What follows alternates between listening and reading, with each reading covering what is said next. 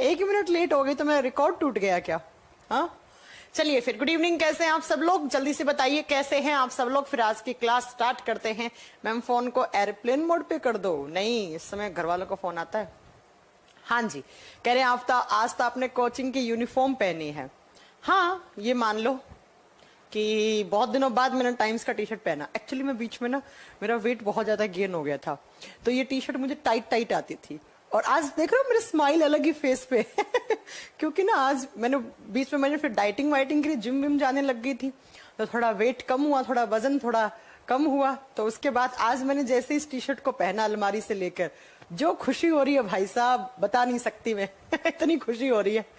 वजन बढ़ाना बहुत आसान है, बीच में इतना ज्यादा बीएमआई बढ़ गया था मेरा, मैं ओबेसिटी स्टेज में चली गई थी, लेकिन ये लग रहा है कि अब थोड़ा सा वापस ठीक हुई हूं मैं। तो शायद आप लोगों ने मोटिवेट किया। आपकी क्लास में, हर क्लास में बच्चा पता है क्या करता है? बच्चा 2-4 कमेंट करके चला जाता है, मैम बहुत मोटी होगी, बहुत मोटी होगी। यार मुझे एक दिन दिल पे लग गई, मैंने कहा बहुत हो गया अब मोटापा, अब मैं एकदम वजन कम करूंगी। तो बस वही डाइटिंग करी थोड़ी सी और थोड़ा सा जिम विम करा। अब टी शर्ट देखो इतनी लूज हो गई, तो कोई बात नहीं। चलो मैम हमको भी टी शर्ट मिलेगा, आप लीजिए सिलेक्शन, उसके बाद मैं आपको टी शर्ट क्या से लाइन लगा दूंगी गिफ्ट्स की, है ना। जल्दी से आप सेलेक्ट होइए, सिलेक्शन लीजिए, हाथ में ज्वाइनिंग लेटर लीजिए, उसके बाद में ऐसे टी शर्ट तो छोड़ो, मतलब मैं गिफ्ट्स की लाइन लगा दूंगी आपके लिए, है ना। चलो स्टार्ट करें फिर आज की क्लास। बातें तो बहुत हो गई, मजाक मजाक सब चलता रहता है, लेकिन मजाक मजाक में कुछ नहीं। हरियाणा वाले बच्चों का हरियाणा एसआई का एग्जाम होने वाला 26 तारीख को। और आज अभी थोड़ी देर पहले एक बच्चे का मैसेज आया था मेरे पास कि मैम आप ना थोड़ा सा हरियाणा एसआई के क्वेश्चन करवाओ, तो आज मुझे रात को उसमें काम भी करना है ना। चलो स्टार्ट करें अब आज की क्लास। अच्छा, आपने इंस्टाग्राम पे मुझे इस ड्रेस में देखा है, चलो भाई बहुत बधाई हो। ये क्या खुला हुआ है? यूट्यूब भाई साहब, ये क्या है? ये कहां से आ गया? मतलब ये मुझे याद दिला रहा है कि आपकी क्लास है यूट्यूब पे आपकी क्लास के बाद। अच्छा हाँ, सुन लो, आपकी क्लास जैसे ही खत्म होगी 9:30 पर मेरी यूट्यूब पर भी क्लास है, उसमें क्वेश्चंस प्रैक्टिस करवाने वाली हूँ मैं। तो अगर किसी बच्चे का एग्जाम है तो उससे पढ़ लेना, है ना। अरे भाई हटो, क्या हो रहा है? हट जा भाई, मुझे पता है मेरी क्लास है, आज रात में मेरी क्लास है, मुझे मालूम है। ये नहीं हट रहा यार, रुको एक बार।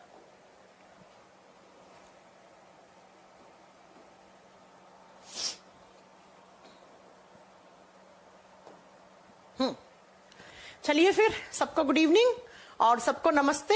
और मैं ये सोच रही हूँ कि आप सब लोग बहुत अच्छे होंगे। वंस अगेन गुड इवनिंग, और आप सब बहुत बढ़िया होंगे और बहुत खुशहाल होंगे और बहुत बढ़िया से आप मेरी क्लास एंजॉय कर रहे होंगे। चलिए फिर आज की क्लास स्टार्ट करते हैं। और लास्ट क्लास में हमने क्या पढ़ा था? तो लास्ट क्लास में बच्चों अगर आपको याद हो तो हम ब्लड ग्रुप के अंदर क्या क्या चीजें पढ़ चुके थे। मैंने आपको एबीओ सिस्टम करवा दिया था कि कैसे आपका अगर ए ब्लड ग्रुप है तो उसका मतलब क्या है, बी है तो उसका मतलब क्या है, ओ है तो उसका मतलब क्या है, ये मैंने करवा दिया था। उसके बाद मैंने क्या पढ़ाया था? हाँ, उसके बाद मैंने बताया था आरएच एंटीजन के बारे में, आरएच फैक्टर के बारे में पढ़ाया था। बता दिया था कि पॉजिटिव नेगेटिव कौन डिसाइड करता है? D antigen. उसके बाद नेक्स्ट मैंने क्या पढ़ाया था कि अगर ब्लड ग्रुप इनहेरिटेंट कैसे होते हैं, नहीं आ सकते हैं, करेक्ट है, ये पढ़ाया था। उसके बाद मैंने कहा था कि आज मैं आपको 2-3 चीजें बताने वाली हूं, एग्जाम में तो आए ना आए लेकिन डेली लाइफ में एग्जाम में भी क्वेश्चन बन जाते हैं। अच्छा हाँ, आज मैं ना नीट के क्वेश्चन देख रही थी। एक क्वेश्चन आप लोगों को लास्ट टू लास्ट क्लास में पढ़ाया हुआ नीट में आया था। अभी जो नीट का पेपर हुआ था उस नीट के पेपर में एक क्वेश्चन आया था और आप लोग मुझे बताओगे इस क्वेश्चन का आंसर, क्योंकि मैंने लास्ट टू लास्ट क्लास में ये बताया था। बताने के लिए तैयार हो? मैं नीट के क्वेश्चन देख रही थी तो एक क्वेश्चन था बच्चों, क्वेश्चन ये था कि अगर, हाँ क्वेश्चन था कि फिब्रिनोजन किसकी प्रेजेंस में फाइब्रिन में बदल जाता है। चलो बच्चों, ये क्वेश्चन था, फिब्रिनोजन किसकी प्रेजेंस में, यहां आपको क्या चाहिए कि फिब्रिनोजन फिब्रिन में कन्वर्ट हो जाए। चलो फटाक इस क्वेश्चन का आंसर दो। नीट के एग्जाम का क्वेश्चन है ये, चेक कर लेना, है ना, अगर आपके पास नीट का पेपर है तो जल्दी आंसर करो इसका। पढ़ा चुकी हूं आपको कि फाइब्रिनोजन एक प्रोटीन होता है जो टूटता है फाइब्रिन में, और फाइब्रिन ब्लड का क्लॉट करवाता है। किसकी प्रेजेंस में? फिब्रिनोजन फाइब्रिन में कन्वर्ट हो जाता है। ये एक पॉलीमर होता है, ये एक मोनोमर होता है, सब कुछ पढ़ाया था। बताओ जल्दी से, यस, खुशी ने एकदम सही आंसर दिया, दीपक ने सही आंसर दिया। अरे उल्लुओं, कितना पढ़ाया था। अब पवन ने सही आंसर दिया, पंकज ने सही आंसर दिया, उपेंद्र ने सही आंसर दिया, नुपुर ने सही आंसर दिया, रोहित तुम गलत हो। अरे भैया, चिल्ला चिल्ला के पढ़ाया था, देख लेना थ्रोम्बीन की प्रेजेंस में। मैंने कहा था पहले प्रोथ्रोम्बीन किस में बदलता है, पहले प्रोथ्रोम्बीन बदलता है थ्रोम्बीन में, और देन यही थ्रोम्बीन एक तो हिपैरिन को डीएक्टिवेट करता है, और फिर मैंने कहा था ये थ्रोम्बीन फिब्रिनोजन के साथ जुड़कर थ्रोम्बीन के प्रेजेंस में फाइब्रिन बदल जाता है फिब्रिनोजन। ये देख लो, नीट के एग्जाम का क्वेश्चन है। अब फिर आप छोटे मोटे एग्जाम तो ऐसे ही करेक्ट कर दोगे, इंडिया का टफेस्ट एग्जाम होता है नीट का एग्जाम। तो आप ये मान लो कि अगर इसके क्वेश्चन आपके हो रहे हैं तो फिर तो सीजीएल वीजीएल तो मोह माया है, कुछ नहीं है, ऐसे ही कर दोगे आप। समझ रहे हैं आप? तो ये क्वेश्चन खुद चेक कर लेना, मेरी बात पे यकीन ना हो तो नीट 2021 के ऐसे ही मैं हर क्लास में आपसे डिस्कस करते जाऊंगी क्वेश्चन ना। चलिए, तो ये हो गया। अब सुनो, मुझे क्या बताना था आज, मुझे बताना था अरिथ्रोब्लास्टिस फिटलिस के बारे में। एक क्वेश्चन और याद आ रहा है यार, प्लीज प्लीज प्लीज एक क्वेश्चन और डिस्कस कर लो मेरे से। हाँ, एक बच्चे ने भेजा, भी मैं जस्ट इंस्टाग्राम देख रही थी क्लास से पहले, तो सुनिएगा। एक बच्चे ने भेजा था, आप लोग बता देना क्वेश्चन का आंसर। बच्चे ने इंस्टाग्राम पे मुझे भेजा था, कोई पेपर हुआ था इन दिनों में, कोई पेपर हुआ है क्या? मुझे नहीं पता, मैंने पेपर तो उसने पेपर की फोटो भेजी, लेकिन सच बताऊं मेरे पास सिर्फ मैंने क्वेश्चन देखा, क्वेश्चन नंबर देखा, 71 क्वेश्चन नंबर था, और लेकिन मैंने बस इसका आंसर दे दिया बच्चे को। देखो क्वेश्चन क्या था, क्वेश्चन था कि हाँ प्रिंस मैं एकदम ठीक हूं बेटा, अभी अभी एकदम ठीक हूं मैं। चलो देखो क्वेश्चन क्या था, क्वेश्चन था कि हमारे ब्लड में मोस्ट अबेंडेंट सेल्स कौन सी होती हैं, ब्लड में मोस्ट अबेंडेंट सेल्स कौन सी होती हैं, आप बता दोगे। एकदम बच्चों वाला क्वेश्चन है, मोस्ट अबेंडेंट सेल। हालांकि वो बच्चा गलत क्वेश्चन आंसर गलत करके आया था। ए नंबर पे दे रखा था अरिथ्रोसाइट्स, मुझे ऑप्शन भी याद हो गए। ए नंबर पे दिया था अरिथ्रोसाइट्स, 2 नंबर पे दिया था ल्यूकोसाइट्स, 3 नंबर पे दिया थ्रोम्बोसाइट, और 4th पे दिया हुआ था मोनोसाइट। चलो आंसर करो। हिंदी में बोलूं, हिंदी में बनेगा इसका कि मानव के रक्त में सबसे अधिक मात्रा में पाए जाने वाली सेल्स कौन सी होती हैं। शायद राजस्थान एसआई के पेपर में पूछा हुआ क्वेश्चन है, जहां तक मुझे लगता है, क्योंकि वो बच्चा राजस्थान का ही है तो उसने उसका एग्जाम दिया होगा, अभी वही हुआ था ना। तो एग्जाम में क्वेश्चन आया कि most abundant cell in human body, मानव के रक्त में सबसे अधिक मात्रा में पाए जाने वाली सेल्स कौन सी होती हैं। कितनी बार चिल्ला चिल्ला के पढ़ाया था, मैंने कहा था हम लोग आरबीसी बोल देते हैं, लेकिन साइंस आरबीसी नहीं बोलती है। साइंस क्या बोलती है? अरिथ्रोसाइट्स। अरिथ्रो का मतलब रेड बताया था, साइट का मतलब सेल बताया था, तो रेड कलर वाली सेल्स कौन सी होती हैं? आरबीसी। आरबीसी मिलियंस में होती हैं। चिल्ला चिल्ला के पढ़ाया था, चिल्ला चिल्ला के पढ़ाया था, है ना। शायद हरियाणा कांस्टेबल या फिर राजस्थान एसआई, इनमें से किसी पेपर में एक क्वेश्चन आया था। अब बताओ, अगर तुम्हारा कॉन्सेप्ट सही होगा तो तुम हरियाणा एसआई, हरियाणा कांस्टेबल के एग्जाम से लेकर नीट के एग्जाम तक के क्वेश्चंस तुम्हारे बन रहे हैं। तुम टीचर को ब्लेम नहीं कर सकते, है ना, तुम टीचर को बिल्कुल ब्लेम नहीं कर सकते। देखो ऐसे क्वेश्चन, ये या तो कांस्टेबल ने पूछा होगा या एसआई ने पूछा होगा, इनमें से कोई एक क्वेश्चन था। अच्छा, गुरमीत कह रही है मैम हरियाणा पुलिस के एग्जाम में आया था, ठीक है, तो फिर वो उसी के में आया होगा। और नीट के पेपर का भी क्वेश्चन करवा दिया मैंने, एक चैप्टर पढ़ाया, उसके भी इतने सारे क्वेश्चन एग्जाम में आ रहे हैं, फिर आप लोग ब्लेम करते हो टीचर को। एक कह रहे हैं डब्ल्यूबीसी ज्यादा होती है, वेदपाल ये पढ़ेगा, ये कितना लंबा दिख रहा है ना, डब्ल्यूबीसी सबसे कम होती है, हजारों में होती है। पढ़ाने के बाद तुम लोग ऐसे उल्लू जैसी बातें करते हो, कैसे काम चलेगा। चलो, मैं ऐसे क्वेश्चन डिस्कस अक्सर करती रहती हूँ क्लास में। चलो सुनो, अरिथ्रोब्लास्टिस फिटलिस, अब इसको हिंदी में भी लिख लो, अरिथ्रोब्लास्टिस फिटलिस। ये क्या होता है? ये एक कंडीशन बनती है। देखो, एक टाइप की डिजीज है, बीमारी है, लेकिन बीमारी ना कहकर आप बोल सकते हो एक टाइप की कंडीशन बनती है, एक टाइप की कंडीशन बनती है। कब बनती है तो जरा ध्यान से सुनना प्यारे प्यारे बच्चों। अब कोई कमेंट नहीं करेगा, स्क्रीन पे मुझे किसी कमेंट नहीं चाहिए अब, ठीक है, एक भी कमेंट नहीं चाहिए मुझे। RH पॉजिटिव वाली लड़के की शादी, लड़का मतलब मेल, मेल की शादी RH नेगेटिव वाली फीमेल से कर दी जाए। जब कभी RH पॉजिटिव वाले मेल की शादी RH नेगेटिव वाली फीमेल से कर दी जाए तो उनका जो फर्स्ट बेबी होता है, जो पहला बेबी होता है, वो तो एकदम लाइव रहता है, वो एकदम जिंदा रहता है। और उसके बाद क्या होता है जितेंद्र? किसने कहा एसएससी जीडी में साइंस नहीं आता? किसने कहा? उसके बाद दूसरा, तीसरा, चौथा, पांचवा जितने भी बेबी होते हैं उनकी डेथ हो जाती है, वो मर जाते हैं, या वो बच्चे होते हैं pre mature baby. Pre mature का मतलब होता है बच्चों, आप जानते हैं एक बच्चे के पर्चुरेशन में 9 महीने लगते हैं, लेकिन वो बच्चे का जन्म 7, 7.5, 8 महीने में हो जाता है। ठीक है, तो इसी को कहा जाता है एरिथ्रोब्लास्टिस फीटलिस। अब ध्यान से सुन लेना इस चीज को, नहीं तो तुम लोग घबरा जाओगे, आज ही जाकर फोन लगा के पूछने लग जाओगे, बताओ सोना बाबू तुम्हारा ब्लड ग्रुप क्या है। ऐसा नहीं है, रुक जाओ थोड़ा सा, मैं ढंग से पढ़ा दूं आपको, उसके बाद फोन लगाना अपनी मैडम को, अपने सर को। जब कभी RH पॉजिटिव वाले लड़के की शादी RH नेगेटिव वाली फीमेल लड़की से कर दी जाए तो उनका पहला बच्चा तो एकदम ठीक रहता है। पहले बच्चे का मतलब वो एकदम हेल्दी होगा, बढ़िया तरीके से, है ना। दूसरा, उसके बाद दूसरा, तीसरा, चौथा, पांचवा जितने भी वो करने की कोशिश करेंगे वो या तो मर जाएंगे या क्या होगा, वो प्री मैच्योर बेबी हो जाएंगे। प्री मैच्योर का मतलब है 9 महीने से पहले ही उस फीमेल की डिलीवरी करवानी पड़ेगी, क्योंकि उसका बच्चा है वो मैच्योर नहीं हो पा रहा है। तो इसे कहते हैं बेटा, आप बताएंगे एरिथ्रोब्लास्टिस फीटलिस। पहले इसका मीनिंग सुनो, सुनिएगा सुनिएगा। क्या? एरिथ्रो का मतलब होता है रेड, और रेड ब्लड सेल्स, रेड का मतलब लाल, लाल मतलब कौन सी होती है? आरबीसी तो लाल होती है। मैंने कब कहा WBC और प्लेटलेट्स लाल होती है? मैंने नहीं पढ़ाया, ऐसा मत कहना, ठीक है। ब्लास्टिस का मतलब होता है यहां पर आरबीसी जो है ना वो काइंड ऑफ बनना ही बंद हो जाएंगी या वो ब्लास्ट होने लग जाती हैं। ब्लास्ट का मतलब है वो प्रॉपर फंक्शन नहीं कर पाती है। फिटलिस का मतलब क्या है? वो बच्चा जो मां के फीटस में है, मां के वोम्ब में है, गर्भाशय में है, जो अभी फीटस है, जो बच्चा प्रॉपर बना भी नहीं है, उस बच्चे की आरबीसी या तो बनना बंद हो जाएंगी और जितनी बनेंगी वो काम करने लायक नहीं बनेंगी। तो भैया एक तरीके की बीमारी बोल सकते हो, लेकिन एक कंडीशन बनता है। अब ये कंडीशन कब बनता है? किसकी होंगी आरबीसी ब्लास्ट? बच्चे की, मां की नहीं। मां को कुछ नहीं होता यहां पे। अब क्या होता है इसके अंदर, ध्यान से सुनना, ऐसा क्यों होता है। पहली बात तो ये सेम ब्लड ग्रुप में होता है। सेम ब्लड ग्रुप, एक बार फिर से सुन लो। सेम ब्लड ग्रुप का मतलब क्या है कि अगर पापा ए हैं तो मम्मी भी ए होनी चाहिए, अगर पापा बी हैं तो ये भी बी होना चाहिए। पहला तो ये कंडीशन है।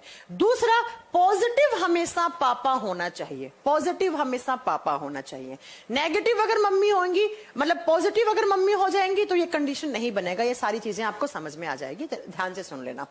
पहला बेबी तो सरवाइव कर जाता है, उसके बाद मर जाते हैं। अब सुनो ध्यान से, ऐसा क्यों होता है। मैंने कहा पापा पॉजिटिव हैं, मम्मी नेगेटिव हैं। अब पॉजिटिव का मतलब कौन सा एंटीजन होता है? मैम आपने बताया था पॉजिटिव का मतलब होता है डी एंटीजन, मतलब कि पापा के खून में तो डी एंटीजन था। और नेगेटिव का मतलब क्या है? पापा से तो खैर मतलब ही नहीं है यहां पे, है ना, सिर्फ मां से और बच्चे से मतलब है हमें। नेगेटिव फीमेल है, मम्मी है उस बच्चे की, वो नेगेटिव है। नेगेटिव का मतलब इस मम्मी के खून में क्या नहीं है? डी एंटीजन नहीं है। भैया जैसे मैं हूं, मेरा ब्लड ग्रुप नेगेटिव है, नेगेटिव का मतलब क्या है? मेरे खून में डी एंटीजन नहीं है। मैंने आपको लास्ट क्लास में बताया था कि अगर डी एंटीजन होगा तो RH पॉजिटिव, अगर नहीं होंगे तो RH नेगेटिव। तो मेरे बॉडी के अंदर डी एंटीजन नहीं है, मतलब मेरा इम्यून सिस्टम ने कभी भी डी एंटीजन को नहीं देखा। जब है ही नहीं मेरे बॉडी में तो डी एंटीजन नहीं देखा। अब किसी दिन अगर अचानक से बाहर से डी एंटीजन आ गया तो ये बताओ मेरा इम्यून सिस्टम उसे फॉरेन पार्टिकल की तरह बिहेव करेगा या नहीं करेगा? करेगा, क्योंकि इम्यून सिस्टम ने कभी डी एंटीजन देखा नहीं है। तो जैसे ही मदर का नेगेटिव है, नेगेटिव का मतलब है इस मदर के बॉडी के अंदर ब्लड है, उस खून के अंदर कभी भी डी एंटीजन उसका इम्यून सिस्टम ने नहीं देखा भैया, कभी नहीं देखा उसने, क्योंकि वो नेगेटिव है। अब यहां से होने वाला जो बच्चा है, ये बच्चा मान लो हो गया पॉजिटिव में। पॉजिटिव का मतलब ये जो बच्चा हुआ है इसका खून भी पॉजिटिव में आ गया। अब ब्लड ग्रुप कौन सा हो तो मैंने निकालने पहले ही सिखा दिया था, वो तो पेरेंट्स के ब्लड ग्रुप पर डिपेंड करेगा ना कौन से हैं। लेकिन अगर मान लो ये बच्चा पॉजिटिव हुआ, पॉजिटिव हुआ तो इस बच्चे के खून में क्या आ गया? डी एंटीजन की प्रेजेंस हो गई। तो जैसे ही ऐसी मदर जो नेगेटिव हैं, जिसके इम्यून सिस्टम ने कभी भी डी एंटीजन नहीं देखा है, और उसके गर्भाशय में, उसके यूट्रस में जो बेबी है, जो बच्चा है, उसका ब्लड ग्रुप निकल गया पॉजिटिव में। पॉजिटिव होते ही उस बच्चे के अंदर कौन सा एंटीजन आ गया? डी एंटीजन आ गया। अब ये बताओ, मैंने आपको ये चीज कितनी बार चिल्ला चिल्ला के पढ़ाई है कि स्टार्टिंग के कुछ दिनों में मदर अपने बच्चे को क्या देती है? खून देती है। माँ और बच्चे का खून मिक्स हो गया भैया, और बच्चे के खून में क्या है? D antigen. और अभी बच्चा कहाँ है? माँ के वंब में, माँ के गर्भाशय में है। तो अब क्या होगा? इस बच्चे का जो डी एंटीजन है, इस डी एंटीजन को बाहर से आया हुआ पार्टिकल समझेगा कौन? मदर का इम्यून सिस्टम। मां का इम्यून सिस्टम कहेगा कि इस बच्चे के खून के अंदर जो डी एंटीजन है, भाई साहब ये हमने कभी नहीं देखा, ये कभी नहीं देखा मैंने। तो वो इस मदर का, मां का इम्यून सिस्टम इस डी एंटीजन को क्या करेगा? इस डी एंटीजन के अगेंस्ट क्या बना लेगा? एंटीबॉडी बना लेगा, हथियार बना लेगा। लेकिन बच्चों, पहली बारी में ये एंटीबॉडी काम नहीं करती है।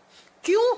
क्योंकि पहली बार में तो मदर का इम्यून सिस्टम इस डी एंटीजन को पहचानता है, और पहचान कर इसके खिलाफ एंटीबॉडी बनाने में बहुत ज्यादा समय लगता है।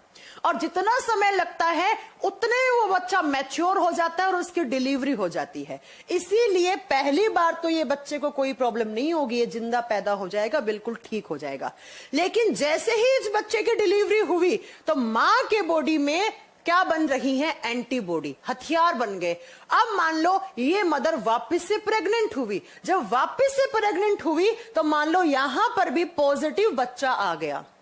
पॉजिटिव आया मतलब इस बच्चे में क्या आ गया? डी एंटीजन आ गया। तो इस बार मदर का इम्यून सिस्टम पहले से ही हथियार बना के बैठा है, क्या? एंटीबॉडी। जैसे ही मदर के इम्यून सिस्टम को दिखा कि डी एंटीजन आया है, तो इस बार वो देर नहीं लगाएगा, वो भेजेगा अपनी सेना को और बोलेगा, सेना जाओ इस डी एंटीजन को मारो। अब मैंने चिल्ला चिल्ला के पढ़ाया था डी एंटीजन किस पे होता है? आरबीसी पर। तो ये जो एंटीबॉडी है ना, ये मारने तो आती है डी एंटीजन को, लेकिन डी एंटीजन होता है आरबीसी पर, और ये आरबीसी को भी खत्म कर जाती हैं। और इस बच्चे की आरबीसी या तो बनेंगी, नहीं बनेंगी तो वो ब्लास्ट हो जाएंगी, वो काम नहीं करेंगी।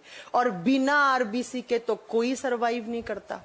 पता है ना आरबीसी क्या करता है? ऑक्सीजन CO2 को ट्रांसपोर्ट करता है। जब उस बच्चे के अंदर आरबीसी नहीं बनी तो उस बच्चे के अंदर पूरा का पूरा सर्कुलेटरी सिस्टम डिस्ट्रॉय हो जाएगा, या तो वो बच्चा इतना कमजोर होगा, प्री मैच्योर हो जाएगा, डॉक्टर खुद बोल देगा कि भाई इसकी डिलीवरी करवा लो 7 साढ़े 7 महीने में, और या फिर वो बच्चा मरा हुआ पैदा हो जाएगा, क्योंकि उसके अंदर ऑक्सीजन वगैरह का प्रॉपर ट्रांसपोर्टेशन नहीं हो पाएगा, उसमें बहुत अधिक मात्रा में खून की कमी मिलेगी और उस बच्चे की डेथ हो जाती है। तो इस बीमारी को अरिथ्रोब्लास्टिस फेटालिस कहा जाता है। वो बच्चा जो मां के पेट में है, जो भी फीटस है, जो छोटा सा शिशु है, उसकी आरबीसी डिस्ट्रॉय हो जाती है, आरबीसी का बनना ही बंद हो जाता है। बनेंगे तो भी ये बैठी है एंटीबॉडी, बनी मार देंगी, बनी मार देंगी। तो इसे कहा जाता है अरिथ्रोब्लास्टिस फेटालिस। एक बार इसे बोर्ड वाली चीज को भूल जाओ, सिर्फ मेरी तरफ देखो। मां है RH नेगेटिव, पापा है RH पॉजिटिव। मां नेगेटिव है तो इसका मतलब मां के इम्यून सिस्टम ने कभी भी डी एंटीजन नहीं देखा, क्योंकि नेगेटिव कब है? जब उसमें डी एंटीजन नहीं है। उसकी शादी हो गई उस लड़की की RH पॉजिटिव वाले लड़के से, तो जो पहला बच्चा हुआ वो पॉजिटिव हुआ। पॉजिटिव हुआ, बच्चे में डी एंटीजन आएगा। डी एंटीजन जैसे ही आएगा तो उस लड़की का जो इम्यून सिस्टम है वो देखेगा, भैया ये क्या बवाला आ गया है, ये क्या है, हमने तो कभी देखा ही नहीं। वो उसे एज ए फॉरेन पार्टिकल की तरह बिहेव करेगा कि भाई ये बाहर से आया है, बस इसे मारना है। तो पहली बार में तो वो उस डी एंटीजन को पहचानता है कि ये क्या बवाला है, इसके खिलाफ मैं कौन सी एंटीबॉडी बनाऊं, किस प्रकार बनाऊं, कितनी बनाऊं, कैसे खत्म करूं। तो पहली बार में वो पहचानने में इतना समय लगा देता है और एंटीबॉडी बनने में इतना समय लग जाता है कि वो बच्चा तो सही से हो जाता है। हल्की फुल्की कोई कॉम्प्लिकेशंस आती होंगी, हल्का फुल्का खून वून की कमी रहती है, तो वो चढ़ा के उस बच्चे को बचा लिया जाता है। लेकिन मान लो खुदा ना खास्ता दूसरी बारी में फिर पॉजिटिव बच्चा आ गया, तो उस समय इस बार मां का इम्यून सिस्टम देर नहीं करेगा, क्योंकि उसके पास पहले से हथियार है, और हथियार इज एंटीबॉडी, और एंटीबॉडी को बोलेगा जाओ इस डी एंटीजन को मारो। डी एंटीजन आरबीसी पर, और वो सारी एंटीबॉडी डी एंटीजन के साथ साथ आरबीसी को भी खत्म कर देंगे। तो इस कंडीशन को कहा जाता है अरिथ्रोब्लास्टिस फिटलिस, अरिथ्रोब्लास्टिसिस फिटलिस। अब सुनो ध्यान से, कुछ बच्चे क्या कह रहे हैं कि मैम अगर मम्मी पॉजिटिव हुई तो, आपका ये डाउट है ना, सुन लो कि अगर मम्मी पॉजिटिव हुई, भाई साहब जब मां पॉजिटिव है तो मां के बॉडी में पहले से ही डी एंटीजन है। अगर पॉजिटिव है इसका मतलब क्या है, उसके खून में क्या है, आप क्या बताओगे, डी एंटीजन है। और जब डी एंटीजन पहले से है तो बाहर से बच्चा अगर मतलब बच्चे भी पॉजिटिव हो गया तो क्या फर्क पड़ता है, यहां पर भी है यहां पर भी है। जब मेरे बॉडी में पहले से डी एंटीजन है और कोई बाहर से आने वाला डी एंटीजन होगा तो मैं तो पहचान लूंगी ना, तो मेरे जैसा ही डी एंटीजन है। मैं फॉरेन पार्टिकल की तरह थोड़ा ना मेरा इम्यून सिस्टम काम करेगा, मतलब वो मेरे डी एंटीजन के खिलाफ थोड़ा ना बना लेगा एंटीबॉडी। एंटीबॉडी उसके खिलाफ बनती है जो आपके शरीर का नहीं है, बाहर से कोई आया है। जब मेरे शरीर में है डी एंटीजन पहले से तो मैं क्यों बनाऊंगी भाई साहब, मेरा इम्यून सिस्टम क्यों बनाएगा। अब एक बच्चा कह रहा है कि मैम अगर नेगेटिव आ गए, बच्चा नेगेटिव आ गए तो वो बच्चे सरवाइव कर जाते हैं। नेगेटिव आ गया तो ये बच्चा सरवाइव कर जाएगा, कोई प्रॉब्लम नहीं होगी इसे, क्योंकि नेगेटिव आया है तो फिर क्यों उसकी एंटीबॉडी को खराब करेगा, क्यों एंटीबॉडी मारेंगे। एंटीबॉडी तो किसके अगेंस्ट बनी है, डी एंटीजन। सिर्फ ये कंडीशन कब पैदा होती है, जब मां क्या होती है RH नेगेटिव बच्चे की और पापा क्या होते हैं RH पॉजिटिव, तो तब ये स्टेज बनती है। अब आप कहोगे मैम मां RH पॉजिटिव हो पापा RH नेगेटिव हो, कोई फर्क नहीं पड़ता। पॉजिटिव है तो मां के बॉडी में पहले से डी एंटीजन है, अगर आ भी गया डी एंटीजन तो इसका इम्यून सिस्टम देखेगा, ओ भाई साहब डी एंटीजन आया, इनका स्वागत करो, हमारी जैसा ही कोई एक आदमी आया है ना। तो ये बात है। अब सुनो ध्यान से, इसका भी इलाज है। आजकल हर बीमारी का इलाज है, HIV एड्स को छोड़कर हर बीमारी का इलाज है। तो इसके लिए भी अगर सही समय पे डॉक्टर को मालूम चल जाता है कि माँ के यूट्रस के अंदर, माँ के वोम्ब के अंदर जो बेबी है वो पॉजिटिव बन रहा है और मदर इज नेगेटिव, तो डॉक्टर क्या करते हैं, एक ड्रग देते हैं जिसे कहा जाता है एंटी डी ड्रग। आप देख लो ना, नाम से क्लियर है, एंटी किसका, एंटी डी एंटीजन का। ये ड्रग दी जाती है माँ के इम्यून सिस्टम को, और ये ड्रग क्या करेगी, मां के इम्यून सिस्टम ने जो सेना बना रखी है ना, सेना बोले तो एंटीबॉडी, ये ड्रग जाकर इन्हें मार देगी। जब एंटीबॉडी होंगी ही नहीं, जब आपके पास हथियार ही नहीं है, तो अब आप अटैक किससे करवाओगे। तो अगर पॉजिटिव बच्चा आ गया, मतलब मां के गर्भाशय में पॉजिटिव बच्चा आ गया, डी एंटीजन आ गया, तो अब क्या होगा बेटा, कोई फर्क नहीं पड़ेगा, कोई फर्क नहीं पड़ेगा। क्यों, क्योंकि एंटीबॉडी तो है ही नहीं, एंटीबॉडी को खत्म कर दिया एंटी डी ड्रग ने। तो ये सही समय पर अगर मालूम चल जाता है तो एंटी डी ड्रग नामक एक दवाई दे दी जाती है। वो डी ड्रग इस डी एंटीजन के खिलाफ जितनी भी एंटीबॉडी बनी है उनको मार दिया करो। जितेंद्र जी कह रहे हैं मैं डर गया, साथ में बोल दिया करो। अच्छा जी, तो ये कंडीशन तभी बनती है, ठीक है, बहुत रेयर कंडीशन है, ऐसा नहीं है। मैम अगर 2 नंबर 3 नंबर का बच्चा भी नेगेटिव आया तो नेगेटिव आने से कोई दिक्कत नहीं होती, एक कंडीशन तब होती है जब पॉजिटिव आता है। और आपको एक बात बता दूं, जब फादर RH पॉजिटिव होते हैं तो अप्रोक्स 75 से 80% चांसेस होते हैं बेबी पॉजिटिव होने के, ठीक है। तो ये कंडीशन तब आएगी। अब एक कह रहे चाइल्ड का ब्लड ग्रुप कैसे मालूम पड़ेगा, डॉक्टर मालूम कर देगा, डॉक्टर मालूम कर देगा सब। भैया अगर डी एंटीजन दिखेगा तो वो पॉजिटिव है RBC के ऊपर, उसके खून के, अगर नहीं दिखेगा तो वो नेगेटिव है, इसमें क्या है, ठीक है। तो ये बात है। तो अगर इस चीज को थोड़ा सा ध्यान रख लेना, तो आज जाकर अपने अपने वालों से, अपने अपने वाली से पूछ लेना कौन पॉजिटिव है कौन नेगेटिव है, करेक्ट है। चलो अब चलते हैं नेक्स्ट। अब इसके अलावा जो लास्ट चीज बची है आपकी इस चैप्टर में, वो ये चीज बची है बच्चा, क्या बची है, एक तो बचा है बॉम्बे ब्लड ग्रुप। शायद आपने कभी ना कभी इसका नाम सुना होगा कि इंडिया में कुछ रेयर ब्लड ग्रुप हैं, बॉम्बे ब्लड ग्रुप, और इसी को दूसरा नाम दिया जाता है गोल्डन ब्लड ग्रुप, सुनहरा ब्लड ग्रुप।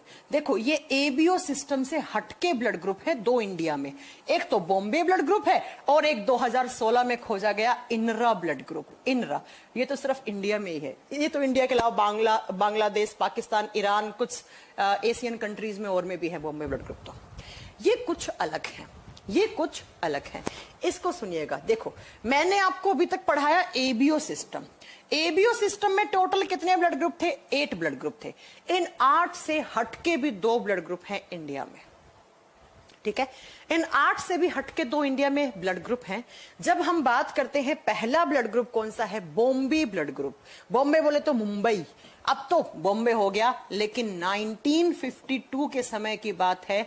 1952 में सबसे पहले मुंबई में इसका पहला केस पाया गया था। लेकिन उस समय बायोटेक्नोलॉजी टेक्नोलॉजी इतनी ज्यादा स्मार्ट नहीं थी, इतनी ज्यादा एडवांस नहीं थी कि लोग इस पे रिसर्च कर पाए और ये मालूम कर पाए कि भैया ये क्या है, कौन सा नया ब्लड ग्रुप है। तो वो क्या हुआ, नोट्स भी लिखवा दिया करो। अगर मैं नोट्स लिखवाने लग गई ना, 2.5 साल में बैच खत्म होगा। कभी ऑनलाइन बैच ज्वाइन नहीं किया है क्या आपने? नोट्स भी लिखवा दिया करो, कुछ भी। सुनो, तो 1952 में मुंबई में पहला केस इसका मिला था, और इस पहले केस के ऊपर रिसर्च कर रहे थे एक साइंटिस्ट, इंडियन साइंटिस्ट है, साउथ इंडिया के रहने वाले, वाईएम भेंडे। भाई मैं प्रोनाउंस, आई एम सॉरी अगर कोई साउथ इंडियन है तो मेरा प्रोनाउंसिएशन थोड़ा सा गलत हो रहा है किसी के सरनेम को लेकर। तो वाईएम भेंडे, शायद आप यही प्रोनाउंस करते होंगे, या आपकी लैंग्वेज में कुछ और इनको अच्छे से तो मुझे नहीं मालूम, लेकिन बहुत बड़े ये हेमेटोलॉजिस्ट है। हेमेटोलॉजिस्ट कौन होते हैं? जो ब्लड और ब्लड ग्रुप के ऊपर बहुत डिटेल में काम करते हैं वो। तो वाईएम भेंडे अभी तक इसके ऊपर रिसर्च कर रहे हैं, जिससे अभी तक देखो ज्यादा कुछ जानकारी नहीं है इन सारी चीजों की। तो जरा ध्यान से सुनिएगा, क्या कि बॉम्बे ब्लड ग्रुप, इसी को गोल्डन ब्लड ग्रुप कहा जाता है। इंडिया में 1952 में पहला केस मिला था, उसके बाद 1960 में, इसके बाद सब में मिल गए थे। ऐसा माना जाता है अप्रोक्स 72 पीपल्स में इंडिया में है, 72 लोग अभी भी इंडिया में है जिनमें ये ब्लड ग्रुप है। अब इंडिया के साथ साथ बहुत सारी कंट्री में, अगर मैं बात करूं इंडिया के अलावा, आप लिख सकते हो पाकिस्तान में भी इसके कुछ केसेस हैं। इसके अलावा बांग्लादेश में भी इसके कुछ केसेस मिला हुए हैं। इसके अलावा ईरान में और कुछ एशियन कंट्रीज में इसके केसेस मिलने लग गए हैं। लेकिन सबसे पहला इंडिया में मुंबई में मिला, तो इसका नाम बॉम्बे ब्लड ग्रुप या BBG बोला जाता है इसे। अब ये ब्लड ग्रुप क्या है, इस बात को जरा ध्यान से सुनना। इस ब्लड ग्रुप में क्या पाया गया, मैंने आपको पढ़ाया था एबीओ सिस्टम। ए टाइप का एंटीजन होगा तो ए ब्लड ग्रुप, बी टाइप का एंटीजन होगा तो बी ब्लड ग्रुप, दोनों हुए तो ए बी, दोनों ही नहीं हुए तो ओ ब्लड ग्रुप हो जाएगा। इससे हटके ऐसा पाया गया कि ये जो इंसान है, इनका जो आरबीसी है, उस आरबीसी पर एक अलग टाइप का एंटीजन है, एक अलग टाइप का एंटीजन है, और उस एंटीजन का नाम रखा गया था एच एंटीजन। और मैंने कहा था जिस टाइप का एंटीजन होता है उसी टाइप का इंसान का ब्लड ग्रुप होता है, इसलिए इसका नाम एच ब्लड ग्रुप भी पड़ता है, इसी को एच ब्लड ग्रुप भी कहा जाता है। पहले तो ये पाया गया कि इस इंसान की आरबीसी के ऊपर एच एंटीजन होता है, लेकिन बाद में धीरे धीरे रिसर्च किया गया तो ये पाया गया कि भाई साहब ये एच एंटीजन नहीं है, ये तो कुछ और ही एंटीजन है। अब ये एंटीजन कहां से आया है, कैसे इसका फिनोटाइप बना, कैसे इसका जीनोटाइप बना, किसी को भी कुछ मालूम नहीं है। आज तक इसकी रिसर्च चल रही है। बस ये कह दिया कि इंडिया में भी कुछ लोग हैं, अप्रोक्स 72 पीपल्स ऐसे हैं जिनमें ये ब्लड ग्रुप है, और ये बात कह दी कि ये ब्लड ग्रुप जो है वो काम करता है ओ ब्लड ग्रुप की भांति। ओ का मतलब क्या है, जिस इंसान के अंदर ये ब्लड ग्रुप है वो डोनेट तो सबको कर सकता है, जैसे ओ इज यूनिवर्सल डोनर, ऐसे ये भी डोनेट टू ऑल, ये किसी को भी खून दे देगा, कोई दिक्कत नहीं है। लेकिन जब ये खून लेगा वापस, तो ये लेगा सिर्फ उसी इंसान से जिस इंसान में यही एंटीजन हो या नहीं हो। मैं कुछ नहीं कह सकती। पहले ये बोला गया था कि ऐसे एंटीजन होते हैं, बाद में बोल दिया गया ऐसे एंटीजन नहीं है, कुछ और ही एंटीजन है, कुछ मालूम नहीं चला। आज तक इस पे रिसर्च चल रही है, लेकिन WHO ने तो प्रॉपरली बोल दिया है कि इंडिया में एक और भी कॉलिटल है। देखो एक शब्द होता है कॉलिटल, अगर आपने पढ़ा हो तो कॉलिटोल, इसका मतलब होता है रेयरेस्ट ब्लड ग्रुप। जैसे इंडिया के ये 2 हो गए, ऐसे कुछ ऑस्ट्रेलिया के होंगे, कुछ पाकिस्तान के भी होंगे, कुछ किसी और कंट्री के होंगे जो बहुत ही रेयर ब्लड ग्रुप हैं। मतलब ऐसा माना जाता है, पता है, 1 मिलियन में 4 मिलियन में कोई एक लोग मिलता है इसमें, इतना रेयर ब्लड ग्रुप है ये। 4 मिलियन लोगों में कोई एक इंसान के अंदर ये ब्लड ग्रुप मिलता है। तो ऐसे कुछ अलग अलग कंट्रीज के बहुत सारे ब्लड ग्रुप होंगे जो बहुत ही रेयर है, ना के बराबर, कि कोई करोड़ों में, मिलियन में एक इंसान में एक में पाया जाता है। तो अलग अलग कंट्री के WHO ने सारे खून जो रेयर है उनको एक साथ रख दिया और उसे कॉलिटल नाम दे दिया। तो इंडिया के कॉलिटल में ये 2 ब्लड ग्रुप हैं क्योंकि ये रेयर हैं बहुत। ठीक है, तो बस ये कह दिया WHO ने कि इंडिया में भाई साहब एक ब्लड ग्रुप और भी रहता है, और इसी को गोल्डन ब्लड ग्रुप ऐसा माना जाता है। इन इंसानों का थोड़ा सा खून होता है वो सुनहरे रंग का होता है, हमारे जैसा नहीं होता है, प्रॉपर रेड नहीं होता है, उसमें चमक होती है, हल्की सोने जैसी चमक होती है इनके खून में। अब ये कैसे आया, क्या आया, कुछ मालूम नहीं है, कुछ भी मालूम नहीं है। ठीक है, अब बात कर रहे हैं इनरा इंडिया। ये 2016 में पहला केस आया, कहां पर, तो गुजरात के सूरत में।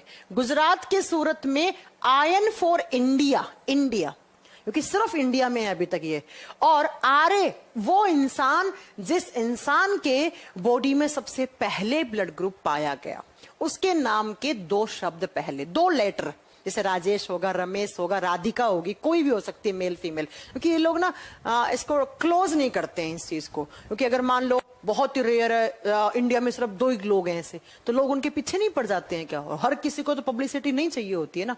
तो वही बात है कि ये अपना नाम, अपना मतलब जैसे मेरा है, मेरा बहुत ही अलग सा ब्लड ग्रुप है, मैं नहीं चाहती कि मेरे पर रिसर्च हो, मेरे खून पे, या किसी को मालूम चले, मीडिया वाले मेरे आसपास घूमे, तो ये अपने नाम को गुप्त भी रखते हैं।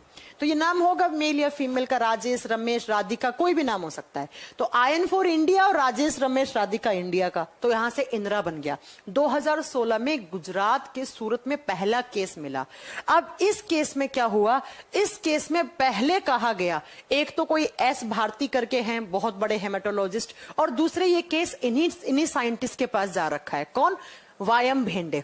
तो इस पे रिसर्च चल रही है, और यहां पर ऐसा कहा जा रहा है कि इस इंसान की जो आरबीसी है उस पर 2 H एंटीजन है, 2 HH, इसलिए इसे कहा जा रहा है HH ब्लड ग्रुप। इसका नाम HH ब्लड ग्रुप भी पढ़ा जा रहा है। अब ये है नहीं है या, लेकिन हाँ ये श्योर है कि ये ABO सिस्टम से अलग है, दोनों टाइप के।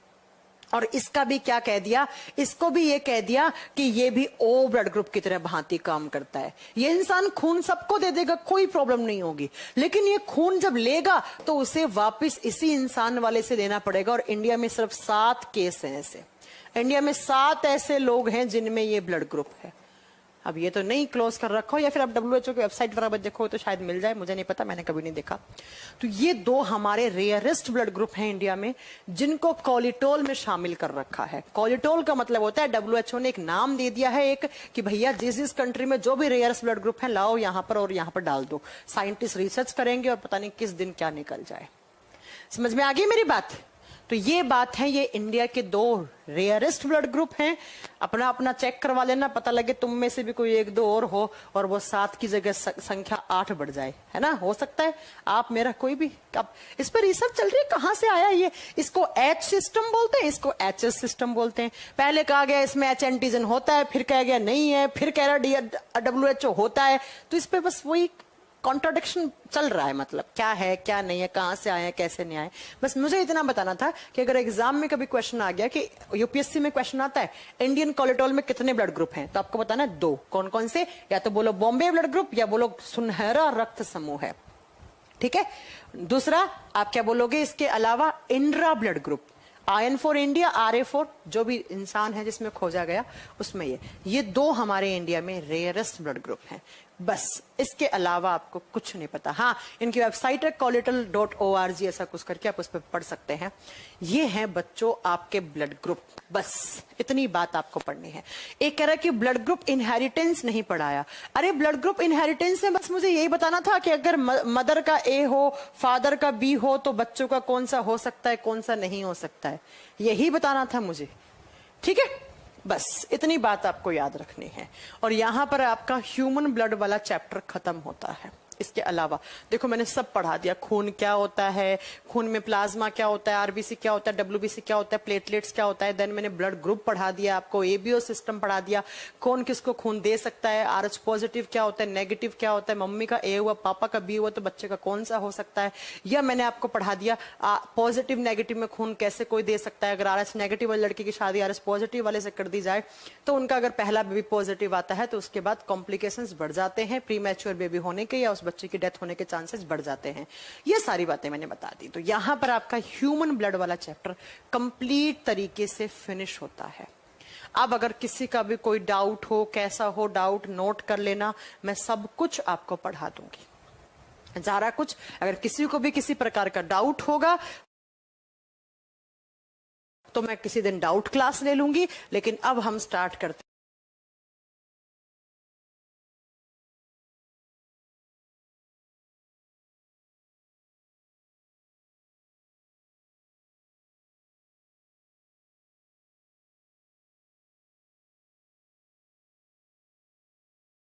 ये हैं बच्चों आपके ब्लड ग्रुप, बस इतनी बात आपको पढ़नी है।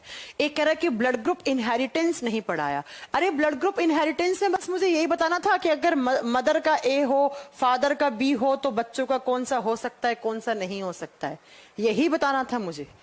ठीक है, बस इतनी बात आपको याद रखनी है। और यहां पर आपका ह्यूमन ब्लड वाला चैप्टर खत्म होता है। इसके अलावा देखो मैंने सब पढ़ा दिया, खून क्या होता है, खून में प्लाज्मा क्या होता है, आरबीसी क्या होता है, डब्ल्यूबीसी क्या होता है, प्लेटलेट्स क्या होता है, देन मैंने ब्लड ग्रुप पढ़ा दिया आपको, एबीओ सिस्टम पढ़ा दिया, कौन किसको खून दे सकता है, आरएच पॉजिटिव क्या होता है, नेगेटिव क्या होता है, मम्मी का ए हुआ पापा का बी हुआ तो बच्चे का कौन सा हो सकता है, यह मैंने आपको पढ़ा दिया। पॉजिटिव नेगेटिव में खून कैसे कोई दे सकता है, अगर आरएच नेगेटिव वाली लड़की की शादी आरएच पॉजिटिव वाले से कर दी जाए तो उनका अगर पहला बेबी पॉजिटिव आता है तो उसके बाद कॉम्प्लिकेशंस बढ़ जाते हैं, प्री मैच्योर बेबी होने के या उस बच्चे की डेथ होने के चांसेस बढ़ जाते हैं। ये सारी बातें मैंने बता दी। तो यहां पर आपका ह्यूमन ब्लड वाला चैप्टर कंप्लीट तरीके से फिनिश होता है। अब अगर किसी का भी कोई डाउट हो, कैसा हो, डाउट नोट कर लेना, मैं सब कुछ आपको पढ़ा दूंगी। ज़रा कुछ, अगर किसी को भी किसी प्रकार का डाउट होगा तो मैं किसी दिन डाउट क्लास ले लूंगी, लेकिन अब हम स्टार्ट करते हैं ह्यूमन हार्ट के बारे में। ह्यूमन हार्ट मैंने याद था ना तुम लोगों को कि सर्कुलेटरी सिस्टम में हमें क्या क्या पढ़ना था, भूल गए या कुछ याद भी है? सर्कुलेटरी सिस्टम में एक तो ह्यूमन ब्लड के बारे में पढ़ना था जो मैं आपको कंप्लीट करवा चुकी हूं, मानव रक्त, और दूसरा पढ़ना था ब्लड वेसल्स, पढ़ेंगे अभी हार्ट के अंदर रक्त वाहिकाएं, और तीसरा मैंने कहा था हम क्या पढ़ेंगे प्यारे बच्चों, ह्यूमन हार्ट के बारे में पढ़ेंगे, मानव हृदय के बारे में पढ़ेंगे। संतोष बताऊंगी आगे, रुक जाइए। एक कह रहे नहीं बताया मदर और फादर वाला, अरे किसने कहा नहीं बताया, बताया है मैंने कि अगर पापा का ए हुआ मम्मी का बी हुआ तो। हाँ मैम जुड़वा बच्चे किसमें केस में होते हैं? अरे जुड़वा बच्चे तो अलग केस होता है, हम पढ़ाएंगे आपको जुड़वा बच्चे कैसे होते हैं, जब रिप्रोडक्टिव सिस्टम पढ़ाएंगे तब बताएंगे। जुड़वा बच्चे भी दो टाइप के होते हैं, आइडेंटिकल, नॉन आइडेंटिकल ट्विंस, आगे पढ़ाएंगे। संतोष आपके क्वेश्चन का आंसर मिल जाएगा आपको अभी, जब मैं कैपिलरी करवाऊंगी तब आपको आंसर एक्सप्लेन करूंगी। सुनिए, तो अब हमारा स्टार्ट करते हैं ह्यूमन हार्ट, और इसी के अंदर आ जाएंगी ब्लड वेसल्स, इसी के अंदर यहां पढ़ेंगे। तो लिखेंगे आप, हेडिंग डालेंगे ह्यूमन हार्ट। ह्यूमन हार्ट मानव हृदय, कोई बच्चा इसे दिल नहीं बोलेगा, है ना, ये दिल विल की सब बकवास होती हैं बातें, इसे को मानव हृदय बोलेंगे। ठीक है, मानव हृदय, ह्यूमन हार्ट, बहुत बड़ा चैप्टर है। ब्लड के जितनी की जितनी क्लासेस इसमें लगने वाली है, जितनी की जितनी क्लासेस खून वाले चैप्टर में लगी थी उतनी इधर लगनी है बच्चों, उतनी की उतनी इधर लगनी है। ठीक है, तो ये बात सुनिएगा, क्या कैसे क्वेश्चन आते हैं पहले तो सुनो। ह्यूमन हार्ट क्या होता है, उसकी क्या क्या कैरेक्टरिस्टिक्स होते हैं, हार्ट का काम क्या होता है, कितने चैम्बर होते हैं, किसमें प्योर ब्लड रहता है, किसमें प्योर इम्प्योर ब्लड रहता है। उसके बाद आपको पढ़ाऊंगी मैं इसके बाद कि कैपिलरीज क्या होती हैं, आर्टरीज क्या होती हैं, वेन्स क्या होता है, ब्लड प्रेशर क्या होता है, बीपी क्या होता है, बीपी कम कैसे होता है, ज्यादा कैसे होता है। उसके बाद बताऊंगी हार्ट अटैक कैसे आता है, कार्डियक अरेस्ट कैसे आता है, हार्ट में वॉल्व क्या होते हैं, हार्ट की साउंड क्या होती है, हार्ट बीट क्या होती है, कैसे बनती है, ऐसे नोड, एवी नोड, बहुत कुछ पढ़ाने वाले, बहुत कुछ पढ़ाने वाले हैं इसमें। ठीक है, तो कोई दिल नहीं बोलेगा, ह्यूमन हार्ट, मानव हृदय, सारी बातें एक एक करके स्टार्टिंग से स्टार्ट करते हैं। सबसे पहला अगर मैं बात करूं ह्यूमन हार्ट की, तो ह्यूमन हार्ट के बारे में डिटेल में स्टडी करते हो आप तो उसे कहा जाता है कार्डियोलॉजी, उसे कहा जाता है कार्डियोलॉजी। और जो हार्ट स्पेशलिस्ट डॉक्टर होते हैं, जो सिर्फ और सिर्फ कार्डियोलॉजी पर ही रिसर्च करते हैं, उन्हें हम बोलते हैं कार्डियोलॉजिस्ट, उन्हें हम बोलते हैं कार्डियोलॉजिस्ट। जब जब आप कार्डियो या कार्डियक टर्म सुनते हो, जब जब आप कार्डियो या कार्डियक शब्द सुनते हो तो उसका मतलब होता है हार्ट, उसका मतलब ही होता है आपका हार्ट, आपका हृदय। तो हार्ट के बारे में डिटेल में स्टडी करना कार्डियोलॉजी, और जो डॉक्टर हैं जैसे ब्लड के बारे में था हिमेटोलॉजी, और ब्लड स्पेशलिस्ट क्या हो गए, हिमेटोलॉजिस्ट। ऐसे ही यहां पर कार्डियोलॉजी, कार्डियोलॉजिस्ट। नेक्स्ट पॉइंट क्या है, नेक्स्ट आता है हमारा ह्यूमन हार्ट जो होता है इसे कहा जाता है pumping organ. Human heart is a pumping organ, यह एक पंप करने वाला अंग है। किसको पंप करता है, तो ये ब्लड को, ये आपके खून को पंप करता रहता है। कभी आपने YouTube पर हार्ट का वीडियो देखा होगा, तो ऐसे बंद मुट्ठी के आकार का आपका हार्ट होता है और वो सारा दिन ऐसे करता रहता है, ऐसे करता रहता है, वो ब्लड को पंप करता रहता है। हमारे हार्ट का एक नेचर होता है, एक प्रकृति होती है। जैसे हमारे घर में एक मशीन लगी हुई है, कौन सी, पानी वाली मशीन, कहां पर, आपके नीचे वाले टैंक में लगी हुई है, और वो पानी को पंप कर करके इधर फेंक रही है, फर्स्ट फ्लोर पे, सेकंड फ्लोर पे, थर्ड फ्लोर पे फेंक रही है। ऐसे ही हमारे बॉडी के अंदर जितना भी खून होता है उस सारे खून को पंप करने का काम, उसे प्रेशर, उस खून के अंदर प्रेशर डालने का काम भी कौन करता है, हमारा हार्ट करता है। तो हमारे हार्ट का एक नेचर होता है कि, क्या हो गया, नो वॉइस, क्या वॉइस नहीं आ रही है क्या? हाँ हाँ जी, क्या वॉइस नहीं आ रही है क्या? एक बार प्लीज कमेंट करना। वेदपाल सिंह जी का कहना है कि वॉइस नहीं आ रही है। क्या वेदपाल जी सही हैं, या वेदपाल जी ये देखने आए हैं कि मैं लाइव पढ़ा रही हूं, नहीं पढ़ा रही हूं?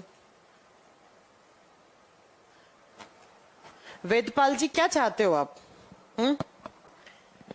बैटरी फुल चार्ज है, 3 डंडियां हैं, मैं ऐसे चेक करके रखती हूँ, 3 डंडी मतलब फुल चार्ज। बताओ यार, कितनी अच्छी क्लास को डिस्टर्ब करते हैं ये बच्चे। क्या करूं मैं यार, मन करता है पढ़ाई, पढ़ाना लिखाना छोड़ के हिमालय पे चली जाऊंगा ना। हाँ, तो हमारे हार्ट का नेचर क्या है, पंपिंग ऑर्गन है। ये किसको पंप करता है, खून को पंप करता है। क्यों करता है, इसका आंसर सबको मिल जाएगा। नेक्स्ट, जब हम ह्यूमन हार्ट की बात करते हैं तो हमारे हार्ट को कहा जाता है it is a muscular organ. ध्यान से सुनिएगा, it is a muscular organ, यह एक मांसपेशीय अंग है। बच्चों, मांसपेशीय अंग का मतलब क्या होता है, ऐसा कोई ऑर्गन जिसमें सिर्फ मांस है, जो सिर्फ किसका बना हुआ है, मसल्स का बना हुआ है, जो सिर्फ मांसपेशियों का बना हुआ है, उस ऑर्गन को कहा जाता है मस्क्यूलर ऑर्गन। हम बोलते हैं ना हार्ट तो बड़ा ही सेंसिटिव ऑर्गन है ना, ऐसे बोलते हैं ना, हार्ट बहुत ज्यादा सेंसिटिव ऑर्गन है, बहुत ढंग से रखना पड़ता है हार्ट को। आपने एक मूवी देखी होगी शायद, ट्रैफिक पुलिस, है ना, ट्रैफिक पुलिस, मनोज वाजपेयी की एक मूवी थी जिसमें एक बच्चे का हार्ट ट्रांसप्लांटेशन होना था और मुंबई से पुणे लेकर जाना था, तो किस तरीके से ट्रैफिक को क्लियर करवा के एम्बुलेंस को पहुंचाया गया था, उस बच्चे की जान बचाई गई थी। तो हार्ट बड़ा ही सेंसिटिव ऑर्गन है। क्यों है हार्ट सेंसिटिव ऑर्गन, क्योंकि हमारे हार्ट के अंदर सिर्फ मांस है, ये मांस का टुकड़ा है। जैसे आपकी जीभ देखो कितनी फ्लेक्सिबल है, कैसे ही कर लो इसको, क्योंकि जीभ भी एक मांस का टुकड़ा है। ऐसे ही हमारे हार्ट के अंदर ना हड्डी होती है ना पसली होती है, सिर्फ इसके अंदर मांस है। तो ऐसा कोई ऑर्गन जिसके अंदर कोई हड्डी, कोई कार्टिलेज कुछ नहीं होता, कोई अस्थि नहीं, कोई उपास्थि नहीं, तो वो सिर्फ और सिर्फ क्या होता है, आप बताओगे, वो होता है एक मस्क्यूलर ऑर्गन, वो एक मांसपेशीय अंग होता है। इसीलिए हम बोलते हैं हार्ट बहुत। आरती में चेक करवा लूंगी, चिंता मत करो आप, कल इस पर बताती हूँ आपको। तो उसे बोलते हैं मस्क्यूलर ऑर्गन, मांसपेशीय अंग। नेक्स्ट, हमारे हार्ट का शेप कैसा होता है। अगर आपसे पूछ ले कि ह्यूमन हार्ट का शेप कैसा है, आकार कैसा है, तो हमारा हार्ट होता है एक बंद मुट्ठी के जैसा, फिस्ट शेप। अपने मुट्ठी को बंद करो और जब बंद करोगे तो कुछ ऐसा सा बनेगा, तो ऐसा ही आपका हार्ट होता है। जैसे मैं आपको एक इमेज दिखाती हूँ, अरे कहाँ चली गई, इतनी मुश्किल से तो निकाली थी उन्हें। चलो, जैसे मैं आपको एक इमेज दिखाती हूँ आपके हार्ट की, और हार्ट की इमेज जब आप देखोगे तो कुछ ऐसा सा आपको हार्ट दिखेगा। ये देखो, ये बंद मुट्ठी के जैसा आपको दिख रहा होगा यहां पर, ये आपका हार्ट है। अब बात करते हैं नेक्स्ट कि मैम हार्ट का वेट कितना होता है, वजन कितना होता है। तो अब आप सोच रहे होगे काम तो बहुत बड़ा करता है, मैं भी जानती हूँ बहुत बड़ा काम करता है, लेकिन इसका वजन ऑन एन एवरेज पूछोगे तो मैं 300 ग्राम बताऊंगी आपको, ऑन एन एवरेज 300 ग्राम। लेकिन अगर मैं बात करूं किसकी बेटा, कि मान लो थोड़ा सा मैं अगर आपको बताऊं ना कि लड़कियों के और लड़कों के हार्ट के अंदर थोड़ा सा वजन का डिफरेंस आ जाता है। अगर लड़कों का बात करती हूं, देखो ऑन एन एवरेज एक स्टैंडर्ड तो ये आना चाहिए, लेकिन अगर आप किसी मेल का लड़कों के हृदय का वजन पूछते हो तो 280 ग्राम से लेकर 340 ग्राम के बीच में हो सकता है। अब आप कहोगे मैम आप तो 300 ग्राम बोल रही हो, भाई साइंस कहती है कि इतना तो होना चाहिए, मतलब एक स्टैंडर्ड माना गया है कि 300 या इसके नियर बाई है तो ठीक है। ठीक है, नेक्स्ट आप बताओगे फीमेल, अगर किसी फीमेल के हार्ट की बात करते हैं तो आप फिर बोलोगे लड़कियों में भगवान ने सब कुछ कम दिया है, बोलने वाले हो ना तुम लोग। तो लड़कियों का हार्ट है वो 230 से 280 ग्राम के बीच में भी हो सकता है। अब आप कहोगे मैम 280 तो लड़कियों में दिल का वजन कम हो गया। अरे नहीं, भगवान ने थोड़ा तो अलग बनाया है तुम लोगों से हटके हमें, ठीक है। लेकिन अगर 300 ग्राम तक भी किसी लड़की के हार्ट का वजन, तो इसका मतलब ये नहीं उसका हार्ट बहुत भारी हो गया, ऐसा नहीं है मतलब। अब मैं अगर बात करूं एक छोटा बच्चा है, चाइल्ड है, तो उसके हार्ट का वजन कितना होना चाहिए। अब बच्चे के ऑर्गन छोटे हैं तो उनका वजन भी तो कम होगा ना। और जब बच्चे के हार्ट की बात करते हैं तो बच्चे का हार्ट जस्ट अभी बच्चा जन्मा है, मतलब 1-1.5 महीने का है, तो वो मतलब 20-50 ग्राम का उसका हार्ट का वजन हो सकता है। और उसके बाद मतलब धीरे धीरे 20 से 250 ग्राम के बीच में हो सकता है। और फिर अडल्ट एज तक आता है तो अगर वो लड़का लड़की बनेगा, वो बच्चा अगर आगे चलकर बच्चे बनेगा तो ये 20 से 25 ग्राम, सॉरी 250 नहीं, 20 से 25 ग्राम के बीच में होता है। फिर जैसे जैसे क्या होता है वो बच्चा बड़ा होता जाता है, तो अगर लड़की बनेगा तो भाई साहब इतना सा इस रेंज में रह जाएगा। कहां लिख दिया, ये फीमेल था नॉट मेल, तो ये रह जाएगा 230 से 280 ग्राम के बीच में अगर लड़की होगी तो, और अगर वो लड़का होगा तो कुछ ऐसा सा चला जाएगा। ठीक है, तो अब ये मत कहना कि लड़कियों में भगवान ने सब कुछ कम दिया है, ऐसा नहीं है ना, ऐसा नहीं है। अब बात करते हैं कि मैम देखो मैंने एक चीज कही, क्या कही, मैंने कहा कि हमारा हार्ट जो है वो किसका बना हुआ है। हमारा हार्ट बना हुआ है मसल्स का, मांसपेशियों का, और वो मसल्स जो हार्ट को बनाती हैं उन्हें कार्डियक मसल्स कहा जाता है। तो आज के बाद कहीं पर भी आप ये नाम सुनोगे कार्डियक मसल्स का, या हिंदी में बोलते हैं हृदय की पेशियां, तो हिंदी मीडियम वाले बच्चों को तो मजे हैं, हृदय की पेशियां हृदय में होती हैं और कहां होंगी। तो वो मसल्स जो हमारे हार्ट का फॉर्मेशन करती है उन्हें कार्डियक मसल्स कहा जाता है। और एक बात बताऊं, कार्डियक मसल्स हमारे बॉडी की बिजिएस्ट मसल्स होती हैं। बिजिएस्ट का मतलब ये कभी आराम नहीं करती है ये मसल्स। तो अगर कभी एग्जाम में क्वेश्चन आ गया ना कि हमारे शरीर में सबसे ज्यादा बिजी रहने वाली मसल्स कौन सी हैं, सबसे ज्यादा मतलब ऐसी कि कभी आराम ही ना करें, तब आप क्या बताओगे, आप बताओगे बेटा वो कार्डियक मसल्स होती हैं। कार्डियक मसल्स बिजिएस्ट मसल्स होती हैं, सबसे ज्यादा व्यस्त रहती हैं। अगर इन्होंने आराम किया तो समझ लेना आप लोग तो गए। ठीक है, तो अगर इन्होंने आराम किया तो अब हमेशा के लिए आराम कर जाओगे। अब बात आती है कि हमारा जो हार्ट है वो कहां होता है। अगर मैं आपसे पूछूं कि हार्ट की लोकेशन क्या होती है तो आप क्या बताओगे, चलो बताओ कौन सा बच्चा है जो मुझे इसका सही आंसर देगा। मैंने कहा हार्ट की लोकेशन क्या है, स्थान कहां है। तो मैं इसके लिए आपको एक इमेज दिखाती हूं, आपको बहुत अच्छे से समझ में आएगी। ये वाली नहीं, इससे पहले वाली इमेज दिखाती हूं आपको। ये देखो,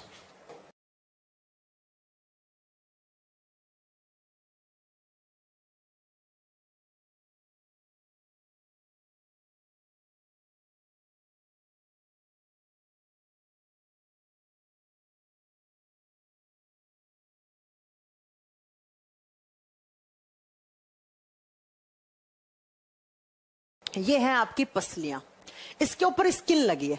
अपने चेस्ट वाले पार्ट से स्किन को हटाओगे। अब हटाना नहीं है, पता लगे आज ही घर जाके ब्लेड से काट रहे हो, ये नहीं करना है। ठीक है, मैं कह रही हूं, ठीक है, मैं कह रही हूं कि ये आपका पसलियों का पिंजरा बना हुआ है। और दिख रहा है ना, हाँ दिख रहा है। इसे कहा जाता है रिब्स केज, पसलियों का पिंजरा, रिब्स केज कहा जाता है। पिंजरा सा बना हुआ ना, देख लो आप खुद ही, पसलियों का पिंजरा।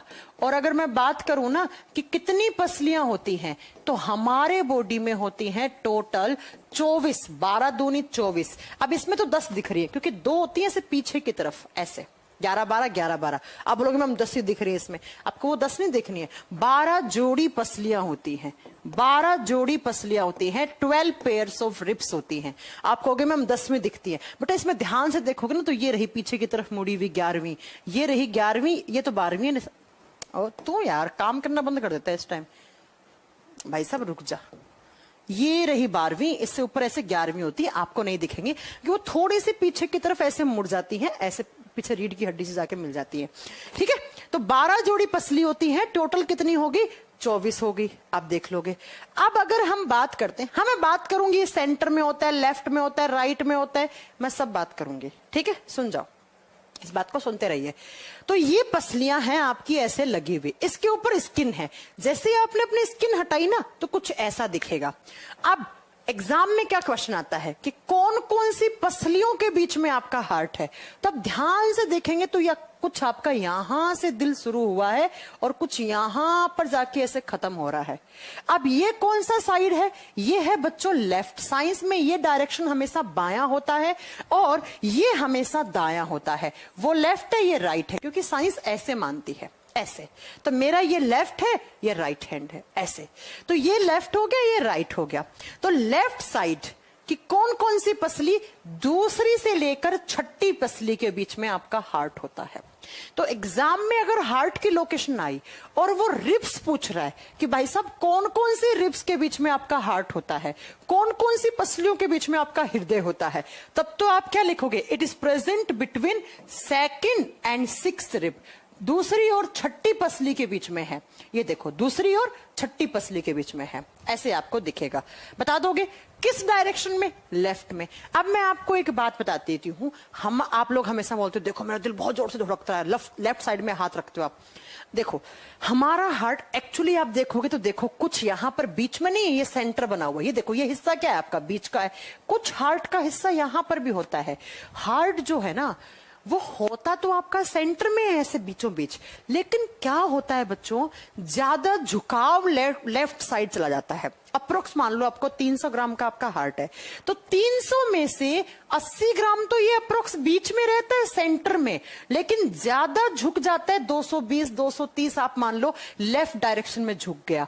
इसलिए हम लोग बोल देते हैं कि हमारा जो हार्ट है वो क्या है, वो है लेफ्ट साइड में।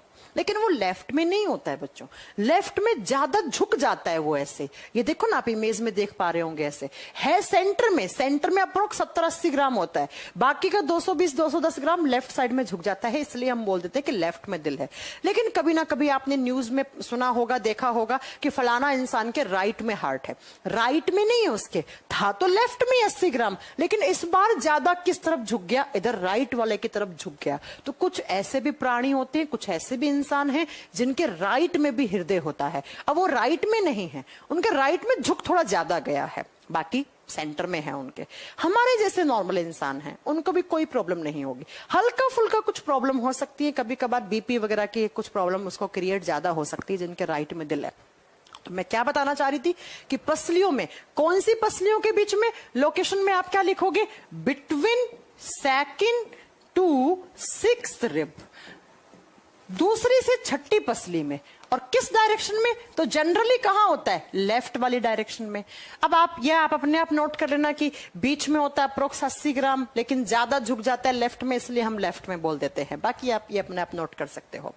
अब बच्चों में एक दूसरा इमेज दिखा रही हूं, तो या तो पूछेगा लोकेशन ये ऐसे, या लोकेशन क्या पूछेगा। अब मैं आपको एक दूसरा डायग्राम दिखा रही हूं, उसे समझना। पसलियां हटा दो पसलियां। अब इन पसलियों के जस्ट नीचे जब आप देखोगे तो आपको ऐसा दिखेगा। मैंने पसलियों को रिमूव कर दिया आपकी, पहले मैंने आपकी चमड़ी उधेड़ दी, फिर मैंने आपकी पसली तोड़ दी। बोलते हैं तेरी हड्डी पसली एक कर दूंगा, कर मत देना किसी की हड्डी पसली एक, उसका हार्ट बीट खराब हो जाएगा पसलियों पर मारने पर। अब ये देखो, जैसे ही मैंने पसलियां हटाई, इन पसलियों के जस्ट नीचे की तरफ होते हैं आपके लंग्स। लंग्स का मतलब होता है फेफड़े। एक फेफड़ा तो ये रहा आपका, ये कौन सा है? राइट लंग, दायां फेफड़ा। और एक फेफड़ा ये रहा कौन सा? लेफ्ट लंग, बायां फेफड़ा। एक राइट वाला तो प्रॉपर बच्चों ऐसा होता है, लेफ्ट वाला जो होता है ना वो ऐसे अंदर की तरफ ऐसे धसा हुआ होता है, और यहां पर होता है गड्ढा सा। गड्ढे का मतलब होता है नोच, इंग्लिश में गड्ढे को नोच कहा जाता है, और इस नोच को नाम दिया जाता है कार्डियक नोच। हिंदी में कहा जाता है हृदय गुहा। वो गुहा वो नोच जिसके अंदर आपका हार्ट है। हमारा बायां फेफड़ा छोटा होता है, दायां फेफड़ा बड़ा होता है। बायां फेफड़ा छोटा क्यों है? क्योंकि उसके जस्ट नीचे की तरफ एक नोच है, जिस नोच को हम कार्डियक नोच बोलते हैं, और उसी कार्डियक नोच में आपका हार्ट बैठा है ऐसे। ये देखो, ये आपका। तो अगर आपसे दूसरी लोकेशन पूछे तो दूसरी लोकेशन ऑप्शन में होगी ये।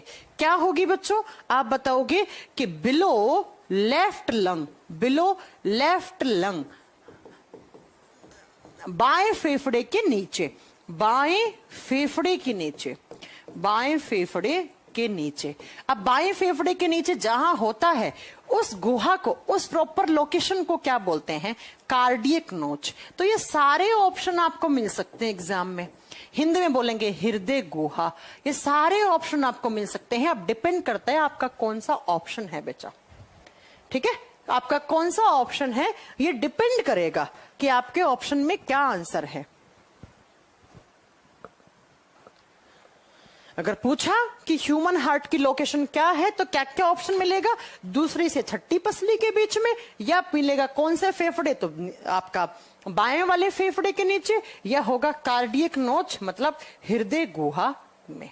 बस ये आपको नोट करना है। अब बाकी की बातें हम कल करेंगे कि हार्ट के चारों तरफ मेम्ब्रेन कौन सी होती है और हार्ट में कितने चैम्बर होते हैं, XYZ, ये सारी बातें हम कल करेंगे। आज की क्लास में इतना बहुत है। आपको मिलते हैं हम आपको कल।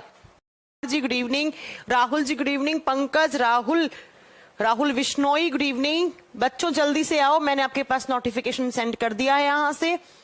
और जो बच्चे अभी तक नहीं आए हैं वो प्लीज जल्दी से आइए। अनिल यादव आ चुके हैं, मखदूम अशरफ, आपका नाम तो मैंने पहली बार सुना है आज। शैलेंद्र सिंह आ चुके हैं, विकास प्रजापति आ चुके हैं, अजमेर आ चुके हैं, उर्वेश आ चुके हैं, सज्जल मांझी आ चुके हैं, और सुधीर कुमार भी आ चुके हैं। चलिए भैया बच्चों जल्दी से आ जाइए फिर। हाँ, सौरभ सिंह राजपूत, तो आप सबके आज एप्लीकेशन पर फर्स्ट क्लास है, मतलब नया एप्लीकेशन पर आज आपका पहला क्लास है। फिर कैसा लग रहा है आपको? मुझे पता है आप लोग क्वालिटी ऑप्शन के लिए बोलोगे, तो क्वालिटी ऑप्शन हमारी टेक्निकल टीम जो है वो पहले ही इस पर काम कर रही है। बस 3-4 दिन के अंदर आपके पास क्वालिटी ऑप्शन आ जाएगा। तो बिल्कुल भी घबराने की जरूरत नहीं है, पैनिक होने की जरूरत नहीं है। देखो कुछ चीजें हैं जो हमारे हाथ में नहीं है, काम कर रही है उसके लिए हमारी टीम। तो जैसे ही टेक्निकल टीम इसको अपडेट करती है, आप लोगों को कुछ नहीं करना है, आपके पास आ जाएगा 3 से 4 दिन के अंदर, है ना? मैम बहुत बारिश हो रही है। अच्छा कहां पे हो रही है ये? गुलशन कुमार, बारिश दिल्ली में भी बहुत बारिश हुई है। कल बहुत तेज बारिश हुई थी दिल्ली में। लेकिन अभी की जो बारिश है ना, उसमें नहाने वहाने की कोशिश मत करना, वरना ऐसे बीमार पड़ोगे समझ में नहीं आएगा, है ना? तो अभी की बारिश में नहाने वहाने की कोशिश बिल्कुल भी मत करना। भाई बोल दिया है वीडियो क्वालिटी के लिए राज जी, अब सारा दिन मत बोलिए कि मैम वीडियो क्वालिटी। मैंने कह दिया है वीडियो क्वालिटी के लिए टेक्निकल टीम काम कर रही है, ठीक है? वीडियो क्वालिटी के लिए एक अरे क्लास होगा या नहीं? ये कौन है? महदूम जी, अशरफ, सज्जन कुमार गुड इवनिंग, हाँ जी, जीतू सैनी गुड इवनिंग। चलो स्टार्ट करें फिर आज की क्लास। और कितने सारे बच्चे हैं जिन्होंने टेस्ट सीरीज का देख लिया आपने? मैम क्लास नहीं चल रही है। किसने कहा क्लास नहीं चल रही है? क्लास बिल्कुल चल रही है। आपका कमेंट कैसे देख पाती मैं? है 24 घंटे बारिश हो रही है, उसके कारण क्लास नहीं चल रही, तो अब मैं क्या कर सकती हूँ? उसके कारण तो मैं कुछ नहीं कर सकती ना बेटा, है ना? मैम बहुत बारिश हो रही है, क्या करें? आप भगवान इस बार इंद्र देवता बहुत खुश हैं। चलो फिर आज की क्लास स्टार्ट करें, है ना? बढ़िया लगा फिर आपको एप्लीकेशन? सब सही है? हाँ जी मैम, आप मेरे सपने में आते हो? अच्छा, क्या कहा आपको? सपने में आकर मैंने डांटा तो नहीं? हाँ, डांटा वांटा तो नहीं मैंने आपको सपने में? चलो गुड इवनिंग सबको गुड इवनिंग। फिर स्टार्ट करें आज की क्लास। और देखो थोड़ी बहुत अगर एप्लीकेशन में थोड़ा बहुत प्रॉब्लम चल रहा है क्वालिटी वगैरह का, तो वो टेक्निकल टीम काम कर रही है, उसके लिए हो जाएगा, सब हो जाएगा, है ना?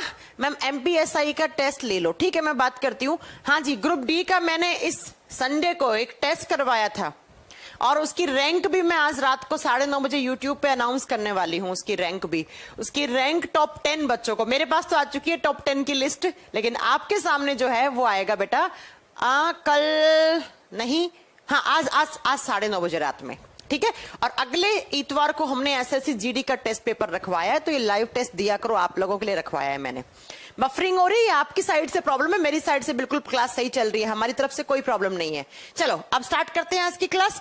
और हमने लास्ट क्लास में क्या पढ़ा था, तो हम ह्यूमन हार्ट के बारे में पढ़ रहे थे, याद है आपको? क्योंकि क्लास हुए बहुत दिन हो गए ना, बीच में कुछ छुट्टियां हो गई थी बहुत सारी, और बीच में बहुत सारी प्रॉब्लम भी आ गई थी। बस प्रॉब्लम तो खैर क्या ही थी, ऐप अपडेट करोगे तो 5 दिन के लिए तो डिस्टर्ब होंगी बच्चों की क्लास, लेकिन कोई बात नहीं, बीच में छुट्टी भी तो थी, है ना। चलो सुनो, ह्यूमन हार्ट, मानव हृदय के बारे में पढ़ रहे थे। अब पिछली क्लास तक हमने कितना पढ़ लिया था, तो जरा मुझे करेक्ट कीजिएगा कि हाँ मैम ये पढ़ा चुकी थी। ह्यूमन ब्लड कंप्लीट हो गया था, ब्लड ग्रुप कंप्लीट हो गया था, एरिथ्रोब्लास्टोसिस, फेटलिस, इन सब के बारे में मैंने आपको बता दिया था। सही चल रहे हैं ना हम? उसके बाद हमने क्या, ह्यूमन हार्ट क्या होता है, कैसा ऑर्गन है, इसका वेट कितना है, इसका वजन कितना है, इसकी लोकेशन कहाँ है, इतना मैंने आपको पढ़ाया था लास्ट क्लास में, आपको अगर याद हो तो। और एक बात ये भी बताई होगी, अगर नहीं बताइए तो सुन लो, कि हमारा जो हार्ट होता है वो हार्ट बड़ा सेंसिटिव ऑर्गन होता है। ह्यूमन हार्ट बहुत ज्यादा सेंसिटिव ऑर्गन है। सेंसिटिव क्यों है? क्योंकि ये सिर्फ किसका बना हुआ है, ये मसल्स का, ये मांसपेशियों का बना हुआ है। किसका बना हुआ है? मसल्स का, मांसपेशियों का बना हुआ है। और मैंने कहा था मसल्स जो होती हैं वो हमारे बॉडी की वीकेस्ट टिश्यू होती हैं, कमजोर होती हैं, इसलिए हमारा हार्ट बड़ा ही सेंसिटिव होता है। तो इस हार्ट को प्रोटेक्शन देने के लिए हार्ट के चारों तरफ एक मेम्ब्रेन लगी हुई होती है। हार्ट के चारों तरफ क्या लगी हुई होती है? मेम्ब्रेन लगी हुई होती है, झिल्ली लगी हुई होती है। आपका हार्ट है, आपका हृदय है, तो हार्ट बड़ा सेंसिटिव होता है। अगर इस हार्ट के चारों तरफ मेम्ब्रेन नहीं होगी, तो कभी मैं ऐसे जा रही थी तो मैं ऐसे दीवार से टकरा गई तो मेरा दिल निकल के बाहर आ गया। समझ रहे हैं आप? हार्ट ऐसे अपनी लोकेशन से खिसक जाएगा। तो हार्ट को प्रोटेक्शन देने के लिए हार्ट के चारों तरफ एक मेम्ब्रेन रहता है जो शॉक से बचाती है, बाहर से आने वाले झटके, आघात, उनसे बचाने का काम करती है। उस मेम्ब्रेन को हम बोलते हैं पेरिकार्डियम मेम्ब्रेन। उसे क्या बोलते हैं हम? Pericardium membrane. तो अगर एग्जाम में क्वेश्चन आ जाए कि किस ऑर्गन के चारों तरफ की मेम्ब्रेन को पेरिकार्डियम झिल्ली या पेरिकार्डियम मेम्ब्रेन कहा जाता है, तो आपका आंसर क्या होगा? हार्ट के चारों तरफ जो मेम्ब्रेन होती है उसे पेरिकार्डियम मेम्ब्रेन कहा जाता है, जो हमारे हार्ट को प्रोटेक्शन प्रोवाइड करती है, सुरक्षा देती है, सुरक्षा देती है। ये बात आप याद रखिएगा, ठीक है? हाँ जी, क्वालिटी ऑप्शन जल्दी आ जाएगा, जल्द, चिंता मत कीजिएगा, है ना। अब बात करते हैं, ये सारी बातें तो हमने पिछली क्लास तक पढ़ ली थी। अब बात करते हैं हमारा हार्ट कैसा दिखता है। अगर आपने हार्ट की एनाटॉमी करी, एनाटॉमी का मतलब होता है आंतरिक संरचना के बारे में, आपने अगर हार्ट को आपने देखा लाइव तो आपको कैसा दिखेगा। तो हमारे हार्ट को कहा जाता है, मैं ह्यूमन हार्ट की बात कर रही हूं, हमारा हार्ट होता है उसे कहा जाता है 4 चैम्बर्ड हार्ट। और इसका मतलब क्या है? हमारे हार्ट में 4 चैम्बर हैं, तो हिंदी में बोलते हैं 4 या चतुकोष्ठकीय हृदय। चतुकोष्ठकीय हृदय, 4 कोष्ठक से बना हुआ हृदय होता है हमारा। हमारे हार्ट के अंदर 4 चैम्बर बने हुए हैं, 4 कोष्ठक बने हुए हैं। जब आप हार्ट की एनाटॉमी करेंगे तो आपके हार्ट में ऐसे आपको 4 चैम्बर मिलेंगे। कुछ आपको, आपका देखो, अब हार्ट का 3D डायग्राम तो मैं नहीं दिखा सकती ना, मैं एक रफली डायग्राम ड्रॉ कर ली हूं कि कुछ ऐसा आपको समझाने के लिए, ठीक है? वैसे होता कैसा है, तो लास्ट क्लास में बताया था, हार्ट होता है इससे बंद मुट्ठी के आकार का, ऐसा होता है हार्ट, ऐसा। ये यहां से आयोटा निकला हुआ है इसलिए मैंने ऐसे करा है। ऐसे अंगूठे को यहां से निकाल के बंद करो, इसे बंद मुट्ठी के आकार का, क्लोज्ड फिस्ट शेप होता है हार्ट का, बंद मुट्ठी के आकार का होता है। लेकिन मैं आपको समझाने के लिए सिर्फ ऐसे ड्रॉ कर रही हूं, ठीक है? चलो, तो ये हमारा हार्ट है और हार्ट कुछ इस तरीके से बना हुआ होता है। अब मैंने कहा कि हमारा हार्ट एक मस्कुलर ऑर्गन है।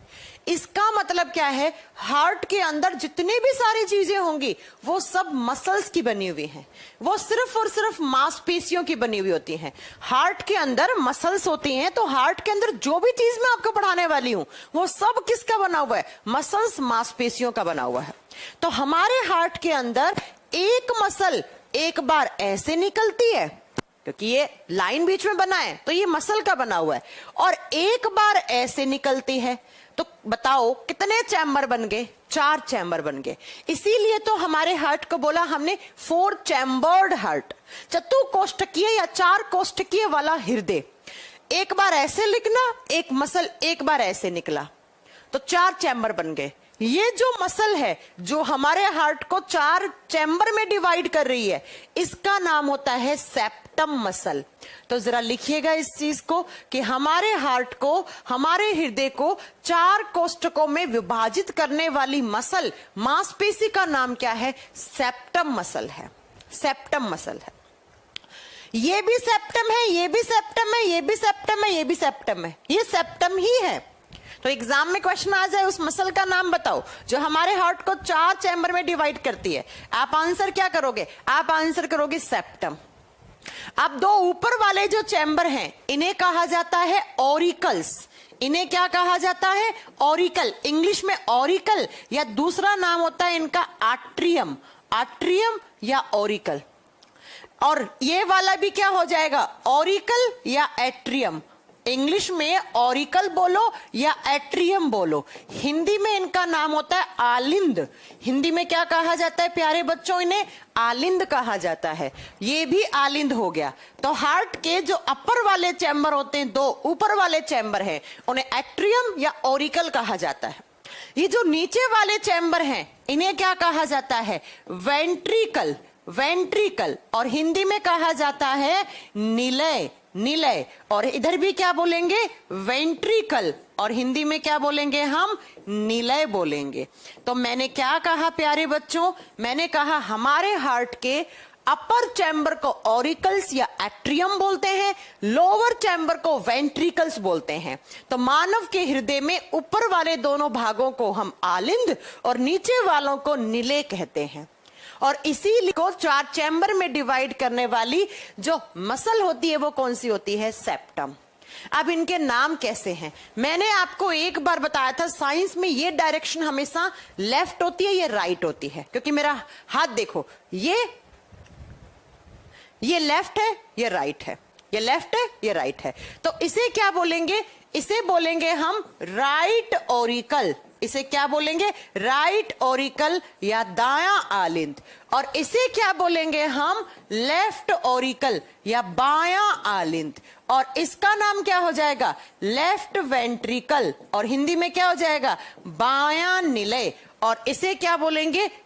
आपका राइट वेंट्रिकल। इसे क्या बोलेंगे? राइट वेंट्रिकल, दायां निलय। तो इस तरीके से आपके हार्ट में टोटल कितने चैम्बर हो गए हैं? 4। क्लास क्या रुक रुक के चल रही है? क्या क्लास में प्रॉब्लम आ रहा है? मेरी तरफ से तो क्लास बिल्कुल सही चल रही है।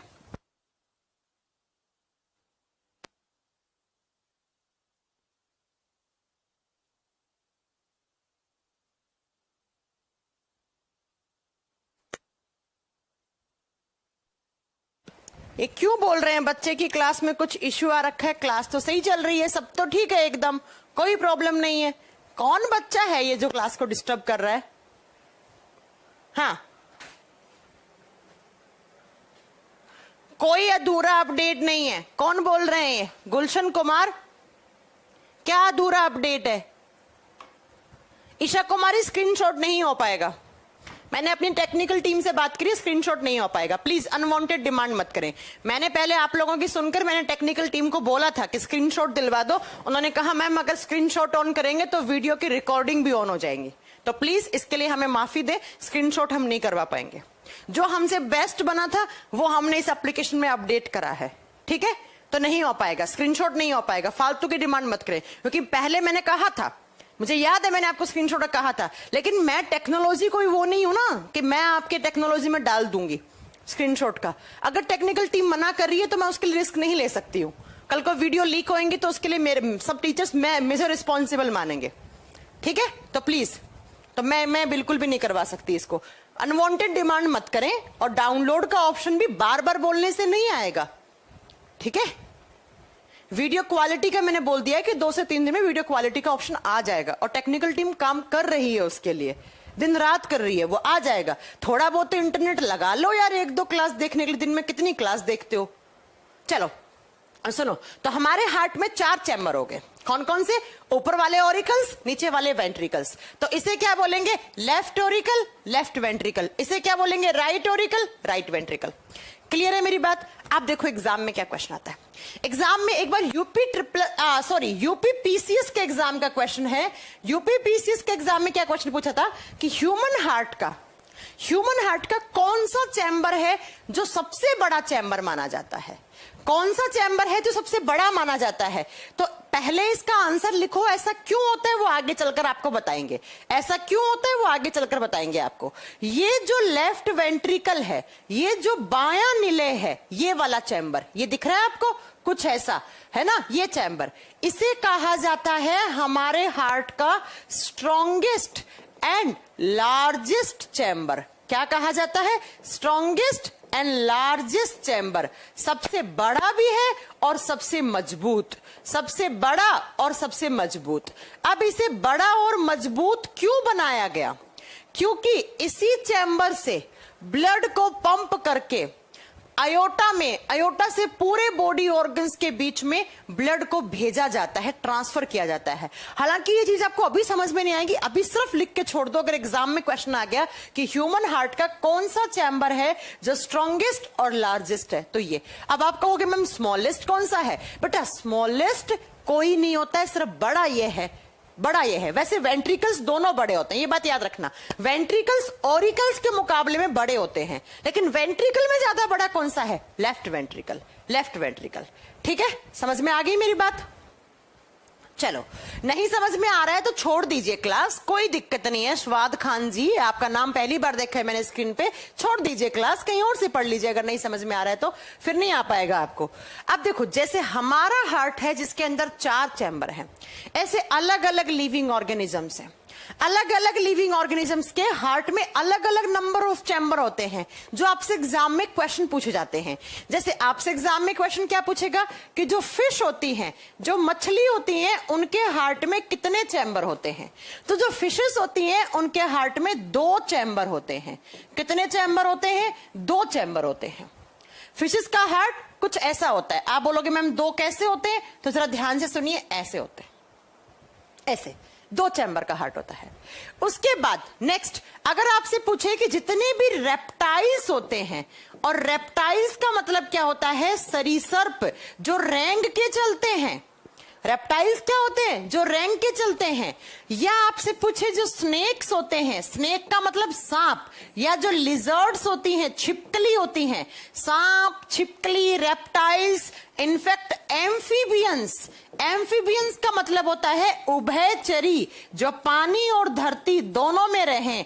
और जैसे मेंढक वगैरह, फ्रॉग, इन सबके हार्ट में कितने चैम्बर होते हैं? आप बताओगे 3 चैम्बर्ड। इन सबके हार्ट में कितने चैम्बर होते हैं? 3 चैम्बर होते हैं। अब आप सोच रहे होंगे मैम ये 3 कैसे होते हैं, हमें समझ में नहीं आया, कैसे बनाएंगे हम? अगर बनाएंगे तो प्यारे बच्चों इसको कुछ ऐसा बनाना आप। इन सबका हार्ट कैसा होता है? कुछ ऐसा। ये ऊपर वाले 2 ऑरिकल्स होते हैं, वेंट्रिकल 1 होता है।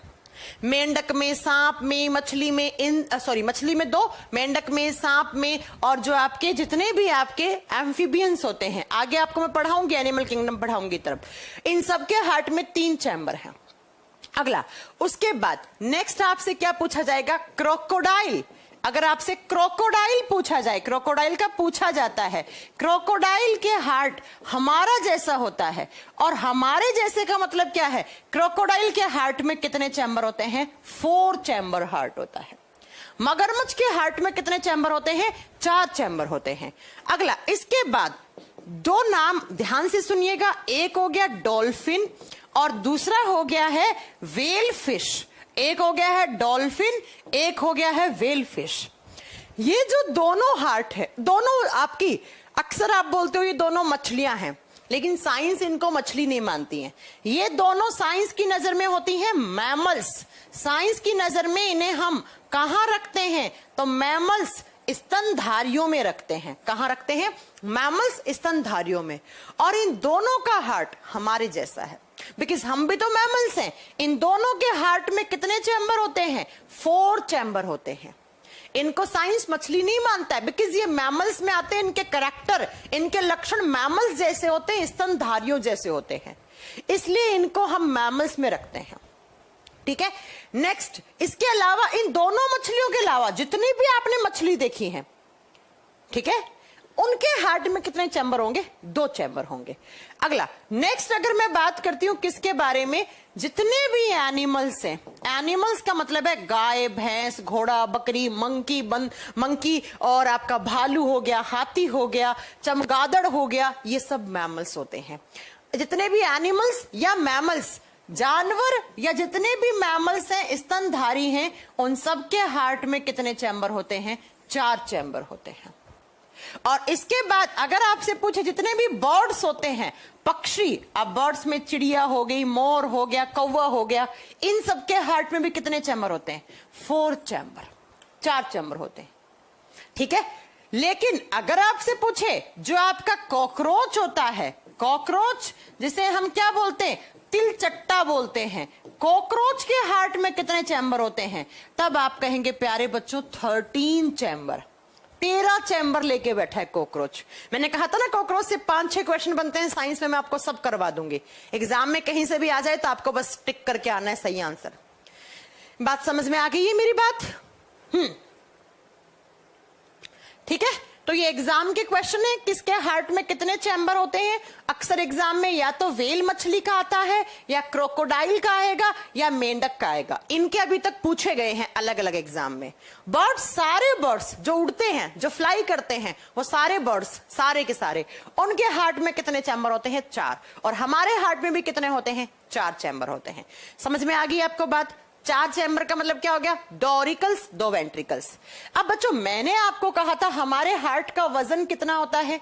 ऑन एन एवरेज मान लो, आप ये मत कहो 280, 320, ऑन एन एवरेज 300 ग्राम होता है। लेकिन इस धरती पर सबसे बड़ा हार्ट किसका होता है? सबसे बड़ा हृदय किसको बोला गया है? वो कौन सा मैमल है जिसका सबसे बड़ा हार्ट बताया गया है? तो वो है आपका बच्चों व्हेल फिश। और व्हेल में कौन सा? Blue whale. जो ब्लू व्हेल फिश होती है, ब्लू व्हेल मछली होती है, उसका हार्ट सबसे बड़ा हार्ट माना गया। हमारा 300 ग्राम का होता है, उसका 300 किलोग्राम का होता है। 300 किलोग्राम का है बच्चों इनका हार्ट। किसका? ब्लू व्हेल का। खुद भी तो क्विंटल्स में होती है, हम तो क्विंटल्स में नहीं है ना, ये तो क्विंटल्स में है। होगा सबसे बड़ा। अगर आपसे पूछ ले largest heart in the universe, संसार का सबसे बड़ा हृदय किसका माना गया, क्या करके आओगे? ब्लू व्हेल फिश का। इसका होगा सबसे बड़ा, लेकिन किसके जैसा? हमारे जैसा। हमारे जैसे का मतलब क्या है? इसके हार्ट में कितने चैम्बर होते हैं? 4 चैम्बर होते हैं। कभी आप गूगल पे इमेज डालना, आज ही मेरी क्लास के बाद सर्च करना ब्लू व्हेल फिश इमेज, आपको दिखेगा एक बड़ा सा हार्ट इस कमरे में आ जाए पूरा, इतना बड़ा होता है। 250 से 300-320 किलोग्राम के बीच का होता है, लेकिन होगा हमारे जैसा। तो हार्ट में 4 चैम्बर होते हैं। मुझे लगता है ये बात आपको समझ में आ गई होगी। ठीक है, ठीक है, ये बात आपको समझ में आ गई होगी कि हार्ट में कितने चैम्बर होते हैं, कैसे होते हैं। अब बात करते हैं नेक्स्ट क्या बात आती है हमारे हार्ट में। अगर बच्चों मैंने आपको लास्ट क्लास में एक चीज बताई थी कि हमारे बॉडी में जो ब्लड होता है, खून होता है, वो 2 टाइप का होता है। जो ब्लड होता है वो 2 टाइप का होता है ना। रोशे जी कह रहे हैं आपका अपडेट होने से स्टूडेंट को बहुत परेशानी झेलना पड़ रहा है, प्लीज हेल्प अस। कोई परेशानी नहीं है रोशे जी, कोई परेशानी नहीं है। और कुछ लाइफ में चेंज करना होता है तो हमेशा छोटे मोटी प्रॉब्लम आती है, कौन सी बड़ी बात है? हाँ जी, कौन सी बड़ी बात है? अगर आपको पता है परिवर्तन ही संसार का नियम है। अगर आपने थोड़ा बहुत चेंज लेते समय अगर कुछ हो भी गया होगा, थोड़ा बहुत अगर आपको लग भी रहा है, तो वो सब आप यूजर फ्रेंडली हो जाएंगे। मेरे को भी प्रॉब्लम हो रही है, लेकिन थोड़ा बहुत पता है ना, परिवर्तन ही संसार का नियम है, जब कर लोगे तो हो जाएगा सब। चलो, ब्लड 2 टाइप का होता है। हमारे बॉडी में जो खून है वो 2 टाइप का है। एक खून जिसे कहते हैं हम प्योर ब्लड, ध्यान से सुनते जाइएगा, और हिंदी में कहा जाता है इसे शुद्ध रक्त या शुद्ध रुधिर या शुद्ध खून, कैसे ही बोल दो आप। और दूसरी तरफ जो आता है उसे कहा जाता है इम्प्योर ब्लड।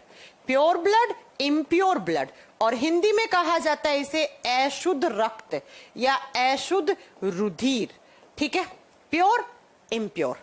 दो टाइप का ब्लड होता है, ठीक है, दो टाइप का खून है, प्योर इम्प्योर। प्योर वाला खून क्या होता है? ऐसा खून जिसके अंदर ऑक्सीजन का अमाउंट ज्यादा हो, ऐसा खून जिसके अंदर ऑक्सीजन गैस का अमाउंट हाई हो, उस खून को हम प्योर ब्लड बोलते हैं। या दूसरा हम क्या बोलते हैं, इसी का दूसरा नाम होगा ऑक्सीजनेटेड ब्लड। क्या होगा? ऑक्सीजनेटेड ब्लड, हिंदी में बोलते हैं ऑक्सीजन युक्त रक्त या ऑक्सीजन युक्त रक्त रुधिर, कैसे भी बोल लो आप। अरे कुछ दिन में सब ठीक हो जाएगा, सब लोग कंफर्टेबल हो जाएंगे। बहुत बढ़िया एप्लीकेशन बनवाया, आप लोग तो उल्लू, आप लोग तो बुद्धू हो। पता है मेरे पास जब से एप्लीकेशन अपडेट हुआ है, कोचिंग इंस्टीट्यूट वाले कम से कम 20 टीचर्स का फोन आ गया मेरे पास कि आपने किससे बनवाया है, एप्लीकेशन डेवलपर का नंबर दे दो। लेकिन आप लोगों के है ना कि वो बस छोटी सोच ही रखनी है कि बस वीडियो ढूंढने में प्रॉब्लम। इससे इजी एप्लीकेशन हो ही नहीं सकता, मालूम है आपको। बस 10-12 दिन के अंदर बिल्कुल ठीक हो जाएगा सब, जहां आपका ऑटोमेटिक आपका हाथ चलने लग जाएगा। कम से कम भगवान की कसम, डिजिटल बोर्ड से बड़ी चीज तो नहीं है, अपना घर चलता है इससे। 20 टीचर्स के फोन आ गए हैं कि आपने क्या शानदार एप्लीकेशन बनवाया है, हमें भी नंबर दे दो। मैंने सबको नंबर भी दिया आपने डेवलपर का, क्योंकि वो डेवलपर इस सेगमेंट में काम ही नहीं करते थे इससे पहले। बस आप लोगों को बोलना है कि आपकी एप्लीकेशन हमें अच्छी नहीं लगी। 1 साल की मेहनत को 1 मिनट में आपने नकार दिया। वो तो हमें पता ना 1 साल से हम क्या क्या कर रहे हैं इस एप्लीकेशन के लिए, हमें पता है कि क्या क्या कर रहे हैं और कितना पैसा लगा है। ऐसा भी नहीं कि बिना पैसे के काम हुआ है, आप लोगों को लग रहा है थोड़े दिनों में सब हैंडी हो जाएगा। और भैया आपको पता है जब भी कोई चीज पे स्विच करते हैं तो थोड़े दिन प्रॉब्लम आती है, 5-7 दिन के बाद सब नॉर्मल है। मेरे लिए भी बहुत सारी चीजें टफ हैं। पहले मतलब कमेंट बड़े दिखते थे, अब देखो कमेंट पब्लिक हो रखे हैं, सारी चीजें हो जाएंगे धीरे धीरे में, ठीक। क्या है आप, मैं पढ़ा रही हूँ आप पढ़ रहे हैं, इतना मेन है बस, बाकी सब अपने आप एरर जाते जाएंगे। किसको अच्छा लग रहा है, अच्छा लगने को क्या कोई ये थोड़ी आपको यहाँ जिंदगी बितानी है। 1 साल पढ़ो, अपना एग्जाम क्वालिफाई करो और जाओ, बस वही है ना। चलो, एक टीचर है देखो फिजिक्स वाला, कितना अच्छा चैनल है उनका, उन्होंने जिस डेवलपर से एप्लीकेशन बनवाई उनसे ही मैंने बनवाई। मैंने उनके कंपेयर करके, उनके क्राउड को और आपको क्राउड करके मैं इतनी अच्छी एप्लीकेशन लेकर आई। सोचो आप, फिजिक्स वाला का नाम सुना है आपने, जो एक बैच की फी 20, 25, 30, 40 हजार लेते हैं। और मैं आपको सेम चीज, सेम फीचर उनके एप्लीकेशन में, कभी जाकर देखना आपको मैंने दिलवाए हैं। और आपसे हम क्या ले रहे हैं आप देखो, फिर भी आप लोग क्या पता है, जाकर 1 मिनट में रेटिंग खराब करके आ जाते हो। आप लोगों को नहीं पता लगेगा, 1 साल की मेहनत है ये, 1 साल की। लेकिन थोड़ा सा मुझे मानती हूं, जो इस एप्लीकेशन में सबसे मेन प्रॉब्लम है वो है क्वालिटी ऑप्शन। इसके लिए बच्चों मेरी बात पे ट्रस्ट करो, मैं टेक्निकल टीम को रोज बोल रही हूँ, वो कह रहे हैं मैम आपने अगर एप्लीकेशन को जल्दी अपडेट करा होगा, उस समय आपने देखा होगा अपडेट में आए थे सारे क्वालिटी ऑप्शन, लेकिन 2 क्वालिटी ऑप्शन काम नहीं कर रहे थे। एक तो 144 था और एक 244 या 240 जो भी होता है मुझे नहीं पता, ये दोनों काम नहीं कर रहे थे। तो बच्चों के धड़ाम फोन आने लग गए, दोनों काम नहीं कर रहे। तो मैंने कहा भाई साहब एक बार पूरा हटा दो। और एप्लीकेशन थोड़ा सा उस समय स्लो हो गई थी, ये इतने सारे क्वालिटी ऑप्शन लगाने की वजह से स्लो हो गई थी, वीडियो चलने में प्रॉब्लम हो रही थी। मैंने कहा ना चलने से अच्छा थोड़ा डेटा ज्यादा लग जाए, चल जाए, तो मैंने ये हटवा दिए। अभी हमारी बैकएंड टीम काम कर रही है इसके लिए, मुश्किल से 2-3 दिन में एकदम ठीक कर देगी। हाँ, ये ऑप्शन मैं मानती हूँ लाना चाहिए। और डाउनलोड का ऑप्शन भी जिस दिन आ जाएगा ना, क्वालिटी आप लोगों के लिए मैटर ही नहीं करेगा। क्यों भाई साहब, एक बार डाउनलोड करोगे, एक बार तो आपको नेट खर्च करना पड़ेगा। और मैं डाउनलोड का ऑप्शन भी ला रही हूं जल्दी। तो वही है, आप लोगों को बस पुरानी चीजें, भाई जब भी कोई चीज चेंज करते हैं तो आज आप अपने घर से ननिहाल जाते हो तब भी तो एक रात नींद नहीं आती है ना। तो कोई एप्लीकेशन में कोई प्रॉब्लम नहीं है, बेस्ट एप्लीकेशन दी है मैंने आपको, इससे अच्छी एप्लीकेशन नहीं है। पढ़ रहे होंगे, हाँ होंगी, लेकिन इस बजट में इस सेगमेंट की बात कर रही हूं मैं। ऐसे तो पता नहीं कौन सी एप्लीकेशन है यार, कितनी बढ़िया बढ़िया एप्लीकेशन है। और इसमें इन फ्यूचर में इतने सारे फीचर ऐड करने वाली हूं, वीडियो कॉल का, ऑडियो कॉल का, ये वाले फीचर्स भी मैं ऐड करवाने वाली हूं फ्यूचर में, पता है आपको, ठीक है। तो थोड़ा सा पेशेंस रखो यार, आप लोग समझदार हो, आप लोगों को ही बोल सकते हैं। आपको याद है मैंने 2-3 बार क्लास में अपडेट होने से पहले कहा था कि छोटे मोटे एरर आए तो शांत रहना है, शांत रहना है, आपको हमारा साथ देना है। क्योंकि जब जब आपको साथ चाहिए होता है मैं हमेशा साथ खड़ी रहती हूँ। तो आपको भी साथ देना चाहिए, आज कमी नहीं निकालनी चाहिए। अपना इंस्टीट्यूट है मैम, अपन कैसे बेस्ट कर सकते हैं इसको मैम, ये प्रॉब्लम है, इसको ऐसे बोल दो। गाली गलोच करके कुछ बच्चे इंक्वायरी वालों को गाली देके बात कर रहे हैं, तू तड़ाक से बात कर रहे हैं। नहीं, मैम हमारा इंस्टीट्यूट है, हमारा परिवार है, कोई नहीं छोटा मोटा रह रहा तो इसको ठीक करवा लो मैम, मान लेंगे। ठीक है, चलो अब सुनो, दो टाइप का ब्लड है हमारे बॉडी में। एक होता है प्योर ब्लड। प्योर ब्लड कौन सा होता है? ऐसा ब्लड जिसके अंदर ऑक्सीजन गैस की मात्रा ज्यादा हो। उस ब्लड को या तो हम बोलते हैं ऑक्सीजनेटेड या हम उसे बोलते हैं प्योर ब्लड। आप देखो मैंने क्या लिखा, ऑक्सीजन गैस ज्यादा हो। इसका मतलब यह नहीं है कि बाकी गैसेस नहीं होंगी, बाकी हो सकती है, कार्बन डाइऑक्साइड हो सकती है, कोई और गैस हो सकती है बस, लेकिन ऑक्सीजन सबसे ज्यादा होगा, उसे बोलेंगे प्योर।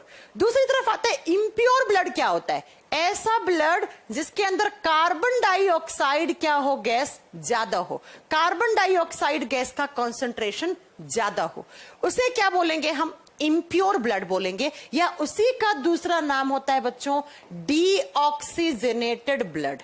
डीऑक्सीजनेटेड ब्लड, और हिंदी में बोलेंगे ऑक्सीजन विहीन, या आप लिख दो CO2 युक्त रुधिर। ऐसा खून जिसके अंदर CO2 है, कार्बन डाइऑक्साइड है। बात समझ में आ गई? अब मैंने ये नहीं कहा कि इसके अंदर सिर्फ कार्बन डाइऑक्साइड है, नहीं, जिसके अंदर कार्बन डाइऑक्साइड ज्यादा है, ऑक्सीजन कम है, वो इम्प्योर। जिसके अंदर ऑक्सीजन ज्यादा है, कार्बन डाइऑक्साइड कम है, उसे प्योर बोलेंगे। तो दो टाइप का खून हो गया। सबसे पहली बात, किसी को यह नहीं सोचना है कि ये खून खराब है, ये खून सही है। अगर खराब होता तो हमारे शरीर में क्यों होता? नहीं, दोनों ही खून सही है। बस बात यह है कि हमें कौन सी गैस चाहिए होती है? ऑक्सीजन।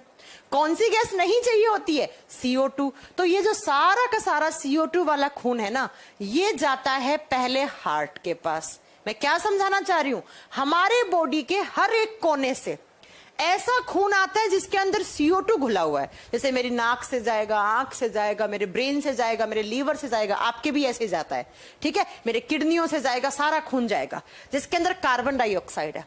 किसके पास जाएगा? आपके हार्ट के पास। हार्ट क्या करेगा? इस खून को पंप करके, मैंने कहा ना हार्ट एक पंपिंग ऑर्गन है, पंप करके भेजता है आपके लंग्स के पास। किसके पास? लंग्स के पास, फेफड़ों के पास। और फेफड़ों का काम क्या होता है? सुनो ध्यान से, फेफड़े क्या करते हैं? ये जो खून आया है, इस खून में से CO2 को आउट करवा देते हैं, CO2 को बाहर करवा देते हैं, और कौन सी गैस इन कर देते हैं? इस खून के अंदर ऑक्सीजन गैस को घोल देते हैं। लंग्स का काम क्या होता है? ध्यान से सुनना, सारा का सारा इम्प्योर ब्लड, इम्प्योर बोले तो CO2 वाला, किसके पास आया? हार्ट के पास। हार्ट ने इस खून को पंप करा और पंप करके लंग्स के पास भेज दिया। लंग्स क्या करते हैं? उस खून में से CO2 को आउट करते हैं, ऑक्सीजन को इन करते हैं। और इस प्रोसेस को क्या कहा जाता है? इस प्रोसेस को कहा जाता है ब्लड प्योरिफिकेशन। बहुत सारे बच्चे अक्सर कंफ्यूज रहते हैं कि मैम ब्लड को प्यूरिफाई तो किडनी करता है। अरे नहीं यार, किस किताब से पढ़े हो? ब्लड का फिल्ट्रेशन, ब्लड का फिल्ट्रेशन आपके गुर्दे किडनी करते हैं, लेकिन ब्लड का प्यूरिफिकेशन, रक्त का शुद्धिकरण है। अब शुद्धिकरण हम किसके केस में लेते हैं? गैसेस के केस में। कि कौन सी गैस को बाहर कर दिया? ऑक्सीजन को अंदर कर दिया, CO2 को बाहर कर दिया। इसको कहा जाता है एक्सचेंज ऑफ गैसेस, या गैसों का आदान प्रदान। ठीक है, गैसों का आदान प्रदान। तो ब्लड इसे कहते हैं ब्लड प्यूरिफिकेशन या रक्त का शुद्धिकरण। तो आपको मैं ये क्यों बता रही हूं? मैं इसलिए बता रही हूं कि हमारे हार्ट के अंदर जब कभी भी खून आता है तो वो आया है CO2 वाला, इम्प्योर वाला। कहां आता है सब बात करेंगे, ठीक है। फिर हार्ट उसे कहां भेजता है? आपके फेफड़ों के पास। फेफड़े क्या करते हैं? उसमें से CO2 को आउट, ऑक्सीजन को इन। और इस प्रोसेस को क्या कहा जाता है? ब्लड प्यूरिफिकेशन या रुधिर का शुद्धिकरण कहा जाता है। इसका मतलब मैम हमारे हार्ट में तो दो टाइप का खून हो गया होगा, प्योर, इम्प्योर। हाँ जी, तो यही एग्जाम में क्वेश्चन आता है कि हार्ट के कौन कौन से चैम्बर में प्योर ब्लड है और कौन कौन से चैम्बर में इम्प्योर ब्लड है। यही बताने के लिए मैंने इतनी बात इधर बताई। देखो बच्चों, ये आपका हार्ट, ये सेप्टम और ये चार चैम्बर। ये कौन सा चैम्बर बताया मैंने? इसे बताया आपको लेफ्ट ऑरिकल। बायां आलिंद, इसे बताया मैंने लेफ्ट वेंट्रिकल। बायां निलय, इसे बोला मैंने राइट ऑरिकल। इसे बोला मैंने राइट वेंट्रिकल। अब एग्जाम में क्या क्वेश्चन आता है? हार्ट की किस डायरेक्शन में प्योर ब्लड रहता है और किस डायरेक्शन में इम्प्योर रहता है। याद रखना, लेफ्ट वाली डायरेक्शन में हमेशा प्योर रहता है। तो यहां पर भी ऑक्सीजन वाला, यहां पर भी ऑक्सीजन वाला, यहां पर CO2 वाला, यहां पर भी CO2 वाला।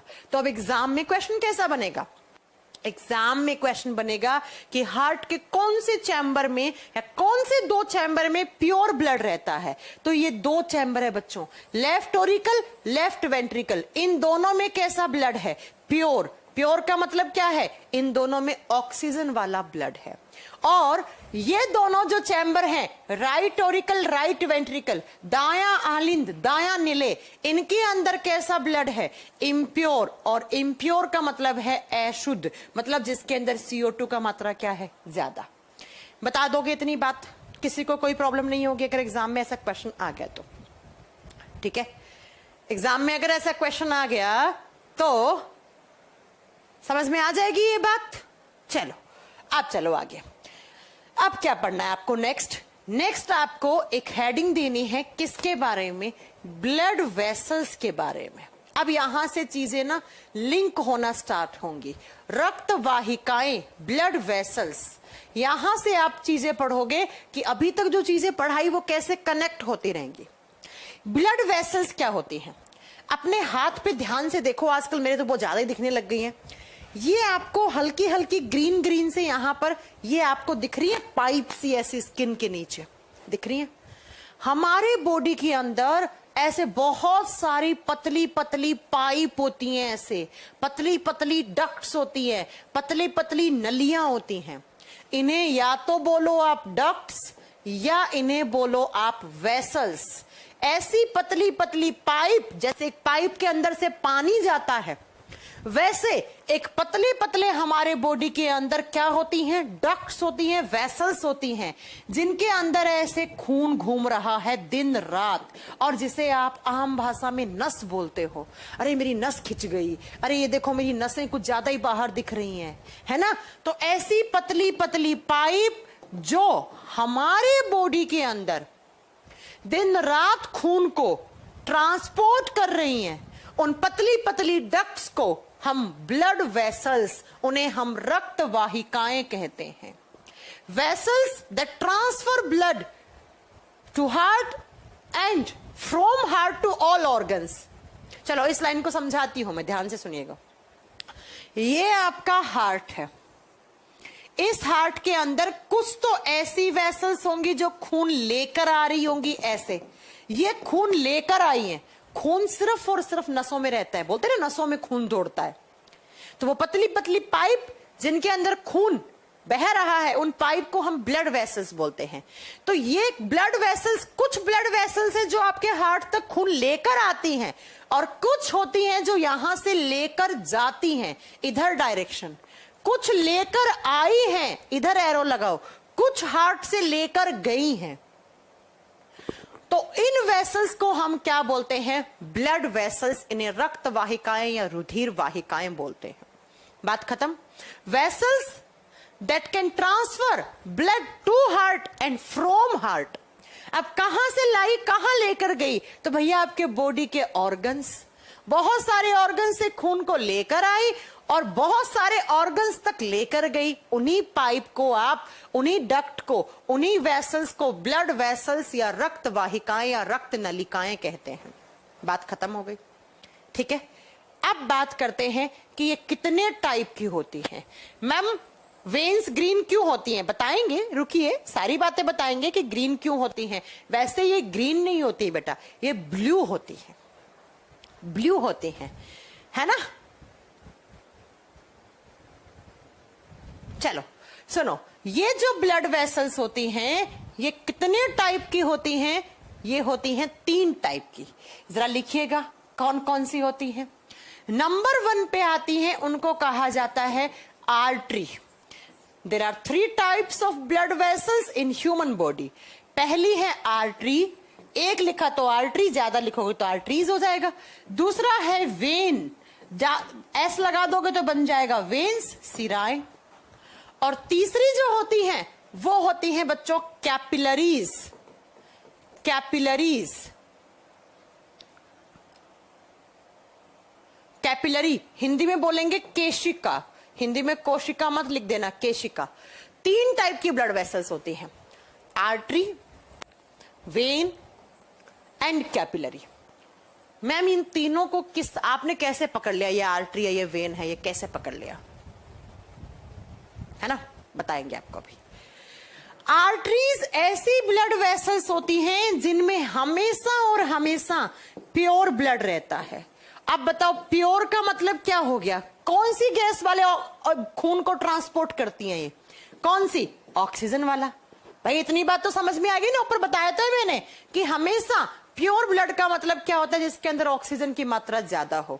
आर्टरीज के अंदर हमेशा प्योर ब्लड रहता है, मतलब ऑक्सीजन खून के अंदर ज्यादा है, वो खून आर्टरीज के अंदर रहता है। वेन्स में हमेशा इम्प्योर ब्लड रहता है, और इम्प्योर का मतलब क्या हो गया, जिसके अंदर CO2 की मात्रा ज्यादा है। तो क्या मैं यूं कह दूं, ऑक्सीजनेटेड ब्लड में आर्टरी में होता है एंड डीऑक्सीजनेटेड ब्लड वेन्स में होता है। यस मैम कह दो, कोई दिक्कत नहीं है। अब कैपिलरी क्या होता है, मान लो बच्चों ये आपकी ऐसे एक आर्टरी है और इधर एक आपकी वेन थी, तो इस आर्टरी को इस वेन से जो जोड़ा है, ये मान लो एक वेन होगी, ये एक आर्टरी होगी, तो इस आर्टरी को इस वेन से जो जोड़ा है इस पाइप ने, इस पाइप को हम कैपिलरी बोलेंगे। What is capillary? कैपिलरी का काम होता है एक आर्टरी को एक वेन से जोड़ना, एक धमनी को एक सिरा से जोड़ना। एक धमनी को एक सिरा से जोड़ने का काम कौन करती है? कैपिलरी करती है। अब मुझे बताओ कैपिलरी में कैसा ब्लड होना चाहिए? कैपिलरी में कैसा ब्लड होना चाहिए? कैपिलरी में होना चाहिए मिक्स्ड। क्यों होना चाहिए मिक्स्ड? क्योंकि मैम आर्टरी को वेन से जोड़ रही है, आर्टरी में ऑक्सीजन वाला है, वेन में CO2 वाला है, इन दोनों का मिक्स्ड खून किस में आ गया? आप बताओगे बेटा, इन दोनों का मिक्स्ड कैपिलरी में आ गया। ठीक है, इन दोनों का मिक्स किस में आ गया? कैपिलरी में। तो आर्टरीज के अंदर हमेशा प्योर, वेन्स के अंदर हमेशा इम्प्योर, और एक आर्टरी को एक वेन जोड़ने का काम करती है वो कैपिलरी, जिसके अंदर मिक्स्ड ब्लड रहता है। अब आप कहोगे मैम आर्टरीज कहां होती हैं, वेन्स कहां होती हैं? सारी बातें मैं आपको बताने वाली हूं, अब ध्यान से सुनना। पहले ये इसका आंसर आपको अपने आप मिल जाएगा कि हमें हाथ पांव पे दिखती है कौन सी होती है। जिस खून के अंदर ऑक्सीजन की मात्रा ज्यादा होती है वो खून दिखता है रेड कलर का। इसका मतलब मैम आर्टरीज के अंदर जो खून होगा वो किस कलर का दिखेगा हमें? लाल रंग का। बिल्कुल सही बात है। जो वेन्स होती हैं, मतलब जिस खून के अंदर CO2 की मात्रा ज्यादा होता है वो खून पड़ जाता है नीला, या बहुत ज्यादा CO2 हुआ तो वो खून काला भी पड़ सकता है। वो कैसा? ब्लैकिश या ब्लैक काला भी पड़ सकता है। ऐसा कैसे कह सकते हो मैम? अरे आपने कभी किसी की डेड बॉडी देखी है? भगवान ना करे आपको कभी डेड बॉडी देखनी पड़े, लेकिन देखोगे तो आप देखोगे उस डेड बॉडी के पूरा होंठ है वो नीले पड़े, नाखून वाखून सब नीले पड़े। क्यों पड़े नीले? क्योंकि जैसे इंसान मर गया उसके बॉडी में ऑक्सीजन की कमी हो गई। जब जब आपके शरीर में ऑक्सीजन की कमी होती है आपका शरीर नीला पड़ता है। तो यहां पर इस खून में भी तो ऑक्सीजन की कमी है, तभी तो ये खून किस कलर का हो गया? ब्लू कलर का, नीले रंग का हो गया। तो ये जो आपको हाथ पांव के अंदर ये चमक रही है ना, ग्रीन नहीं होती है, ये है बेटा ब्लू। बहुत ज्यादा ऑक्सीजन हो जाता है, बहुत ज्यादा ऑक्सीजन की कमी हो जाती है, इनके अंदर ऑक्सीजन की कमी है, CO2 ज्यादा है, तो ये किस कलर का होता है? आप बताओगे बेटा, ये नीले रंग की होती है, ये वेन्स होती है। ये हाथ और पांव पे दिख रही होती है ना, ये आपकी वेन्स है, ये आर्टरी नहीं है। अब आप कहोगे मैम आर्टरी क्यों दिखती? आर्टरी बहुत डीप होती है, स्किन के नीचे की तरफ तीसरी लेयर के भी नीचे बहुत डीप होती हैं, वो टिश्यूज में फंसी हुई होती हैं, और वेन्स का जाल ऊपर रहता है, इसलिए वो आपको दिख जाती है। ठीक है, अब आप कहोगे मैम कैपिलरीज वाले खून का कैसा कलर होता है? तो बच्चों आप जानते हैं हमारे बॉडी में ऑक्सीजन ज्यादा होता है, CO2 कम होता है, ये बात तो जानते होंगे। ऑक्सीजन आप कितना % ले रहे हैं? 21% ले रहे हैं, क्योंकि आपके वातावरण में ऑक्सीजन 21% है। CO2 कितना है? 0.02% है। तो ज्यादा क्या होगा आपके खून में? ऑक्सीजन होगा। तो बताओ जरा ज्यादा क्या होगा? कौन सा खून ज्यादा होगा कैपिलरी में? ऑक्सीजन वाला। और जब ऑक्सीजन वाला खून ज्यादा होगा, CO2 वाला खून कम होगा, तो कैपिलरी के अंदर जो खून होगा उसका भी कौन सा कलर होगा? रेड कलर होगा, लाल रंग होगा, है ना? तो ये याद रखिएगा कि आर्टरीज में खून होता है वो लाल होता है, वेन्स में ब्लू होता है, और ज्यादा हो गया तो वो ब्लैक भी हो। कभी देखा आपने आपकी स्किन पर काले काले ऐसे स्पॉट धब्बे से पड़ जाते हैं, क्योंकि वहां पर CO2 ज्यादा हो गया, ऑक्सीजन की कमी हो गई है। या कभी कभी हमारे, जैसे मुझे अभी चोट लग गई यहां से, तो ये पार्ट जो है नीला पड़ जाता है। क्यों पड़ जाता है? क्योंकि जिस जगह चोट लगी है वहां की सेल्स डैमेज हो गई, और डैमेज होने पर वहां पर ऑक्सीजन की सप्लाई बंद होगी, और ऑक्सीजन की सप्लाई बंद होगी तो वो जो जगह जहां पर चोट पड़ी है वो नीली हो जाती है, वो नीली हो जाती है। ठीक है, तो वेसल्स 3 टाइप की होती हैं, पहली आर्टरीज, दूसरी वेन्स, तीसरी कैपिलरीज। कैपिलरीज कहां होती है आगे बात करेंगे। हमें जो हाथ और पांव पे दिखती हैं वो कौन सी होती हैं? वो होती हैं वेन्स। अब बात करेंगे नेक्स्ट। बेटा जब आर्टरी और वेन में बात करते हैं तो इनमें, इन दोनों में एक आर्टरी होगी, एक वेन होगी, ये बड़ी होती है। एक होती है आर्टरीज में सबसे बड़ी आर्टरी, जो सबसे बड़ी होती है उसे बोलते हैं लार्जेस्ट आर्टरी, सबसे बड़ी धमनी। ऐसे ही होएगा लार्जेस्ट वेन। ये सारी बातें हम कल करेंगे, ठीक है। बस आज के लिए इतना बहुत है। आज मैं सिर्फ आपको जल्दी इसलिए छोड़ रही हूँ क्योंकि छोटे मोटे, मेरी अभी एक मीटिंग है आपके क्लास के बाद 6 बजे, तो मैं 10 मिनट पहले इसलिए छोड़ रही हूँ कि मैं चाय वाय पी लूँ। फिर टेक्निकल टीम वालों से मेरी एक मीटिंग है, जूम पर ही, मतलब जूम मीटिंग है, वो थोड़ा सा मेरे को डिस्कस करना है। वैलिडिटी वगैरह का ऑप्शन अभी आपने देखा नहीं ना, वैलिडिटी का ऑप्शन कहीं आ नहीं रहा है, लेकिन उसके लिए मुझे थोड़ा सा बात करना है उन लोगों से। उसके बाद, है ना, गुस्से में क्यों है आप मैम? नहीं, मैं बिल्कुल गुस्से में नहीं हूं, है ना। चलो, कोई गुस्से में नहीं हूं मैं। आपको लग रहा हो कि मैं गुस्से में होकर क्या कर लेंगे? बस थोड़ा सा हेक्टिक शेड्यूल हो रखा है, बहुत काम है और कुछ नहीं है ना। चलो, हाँ, विंडो में बिल्कुल चलेगा। विंडो में, सारी विंडो में, पहले तो हमारा पुराना एप्लीकेशन सिर्फ विंडो 10 में चलता था, अब तो बेटा सब में चलने वाला है ना।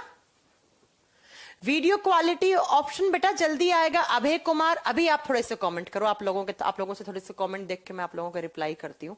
किसको कोई और भी डाउट है तो किसी टाइप का। सीटेड का बैच लिया है मैम, तो क्या हो गया कुंदन कुमार? आप कब से आप परेशान कर रहे हैं? आप ही हैं क्या जो हमारी टेक्निकल टीम को भी परेशान कर रहे हैं? आपकी गलती है, आपने ऑफर क्यों नहीं लिया? आपकी गलती है, आप इसके लिए आप रिस्पॉन्सिबल है, इसके लिए हमारी टीम रिस्पॉन्सिबल नहीं है कि आपने ऑफर नहीं लगाया। तो ये नहीं हो पाएगा, ठीक है। लगाओ, आपका प्रोमो कोड दिया गया था, आप लगाइए प्रोमो कोड, हम क्या कर सकते हैं सर, इसमें हमारी गलती नहीं है। हाँ, वीडियो क्वालिटी का ऑप्शन जल्दी आएगा सुलेखा जी, बहुत जल्दी आएगा। बस मैं उसीलिए बात ही हो ही रही है, काम कर रही है, मतलब बैकएंड पे काम चल रहा है। क्लास का नोटिफिकेशन बिल्कुल भेजा गया यहां से। अब आपके पास मोबाइल फोन में नहीं होना तो मैं क्या करूं सुरेंद्र जी? क्लास नोटिफिकेशन जैसे पहले जाता था वैसे पूरा जाता है।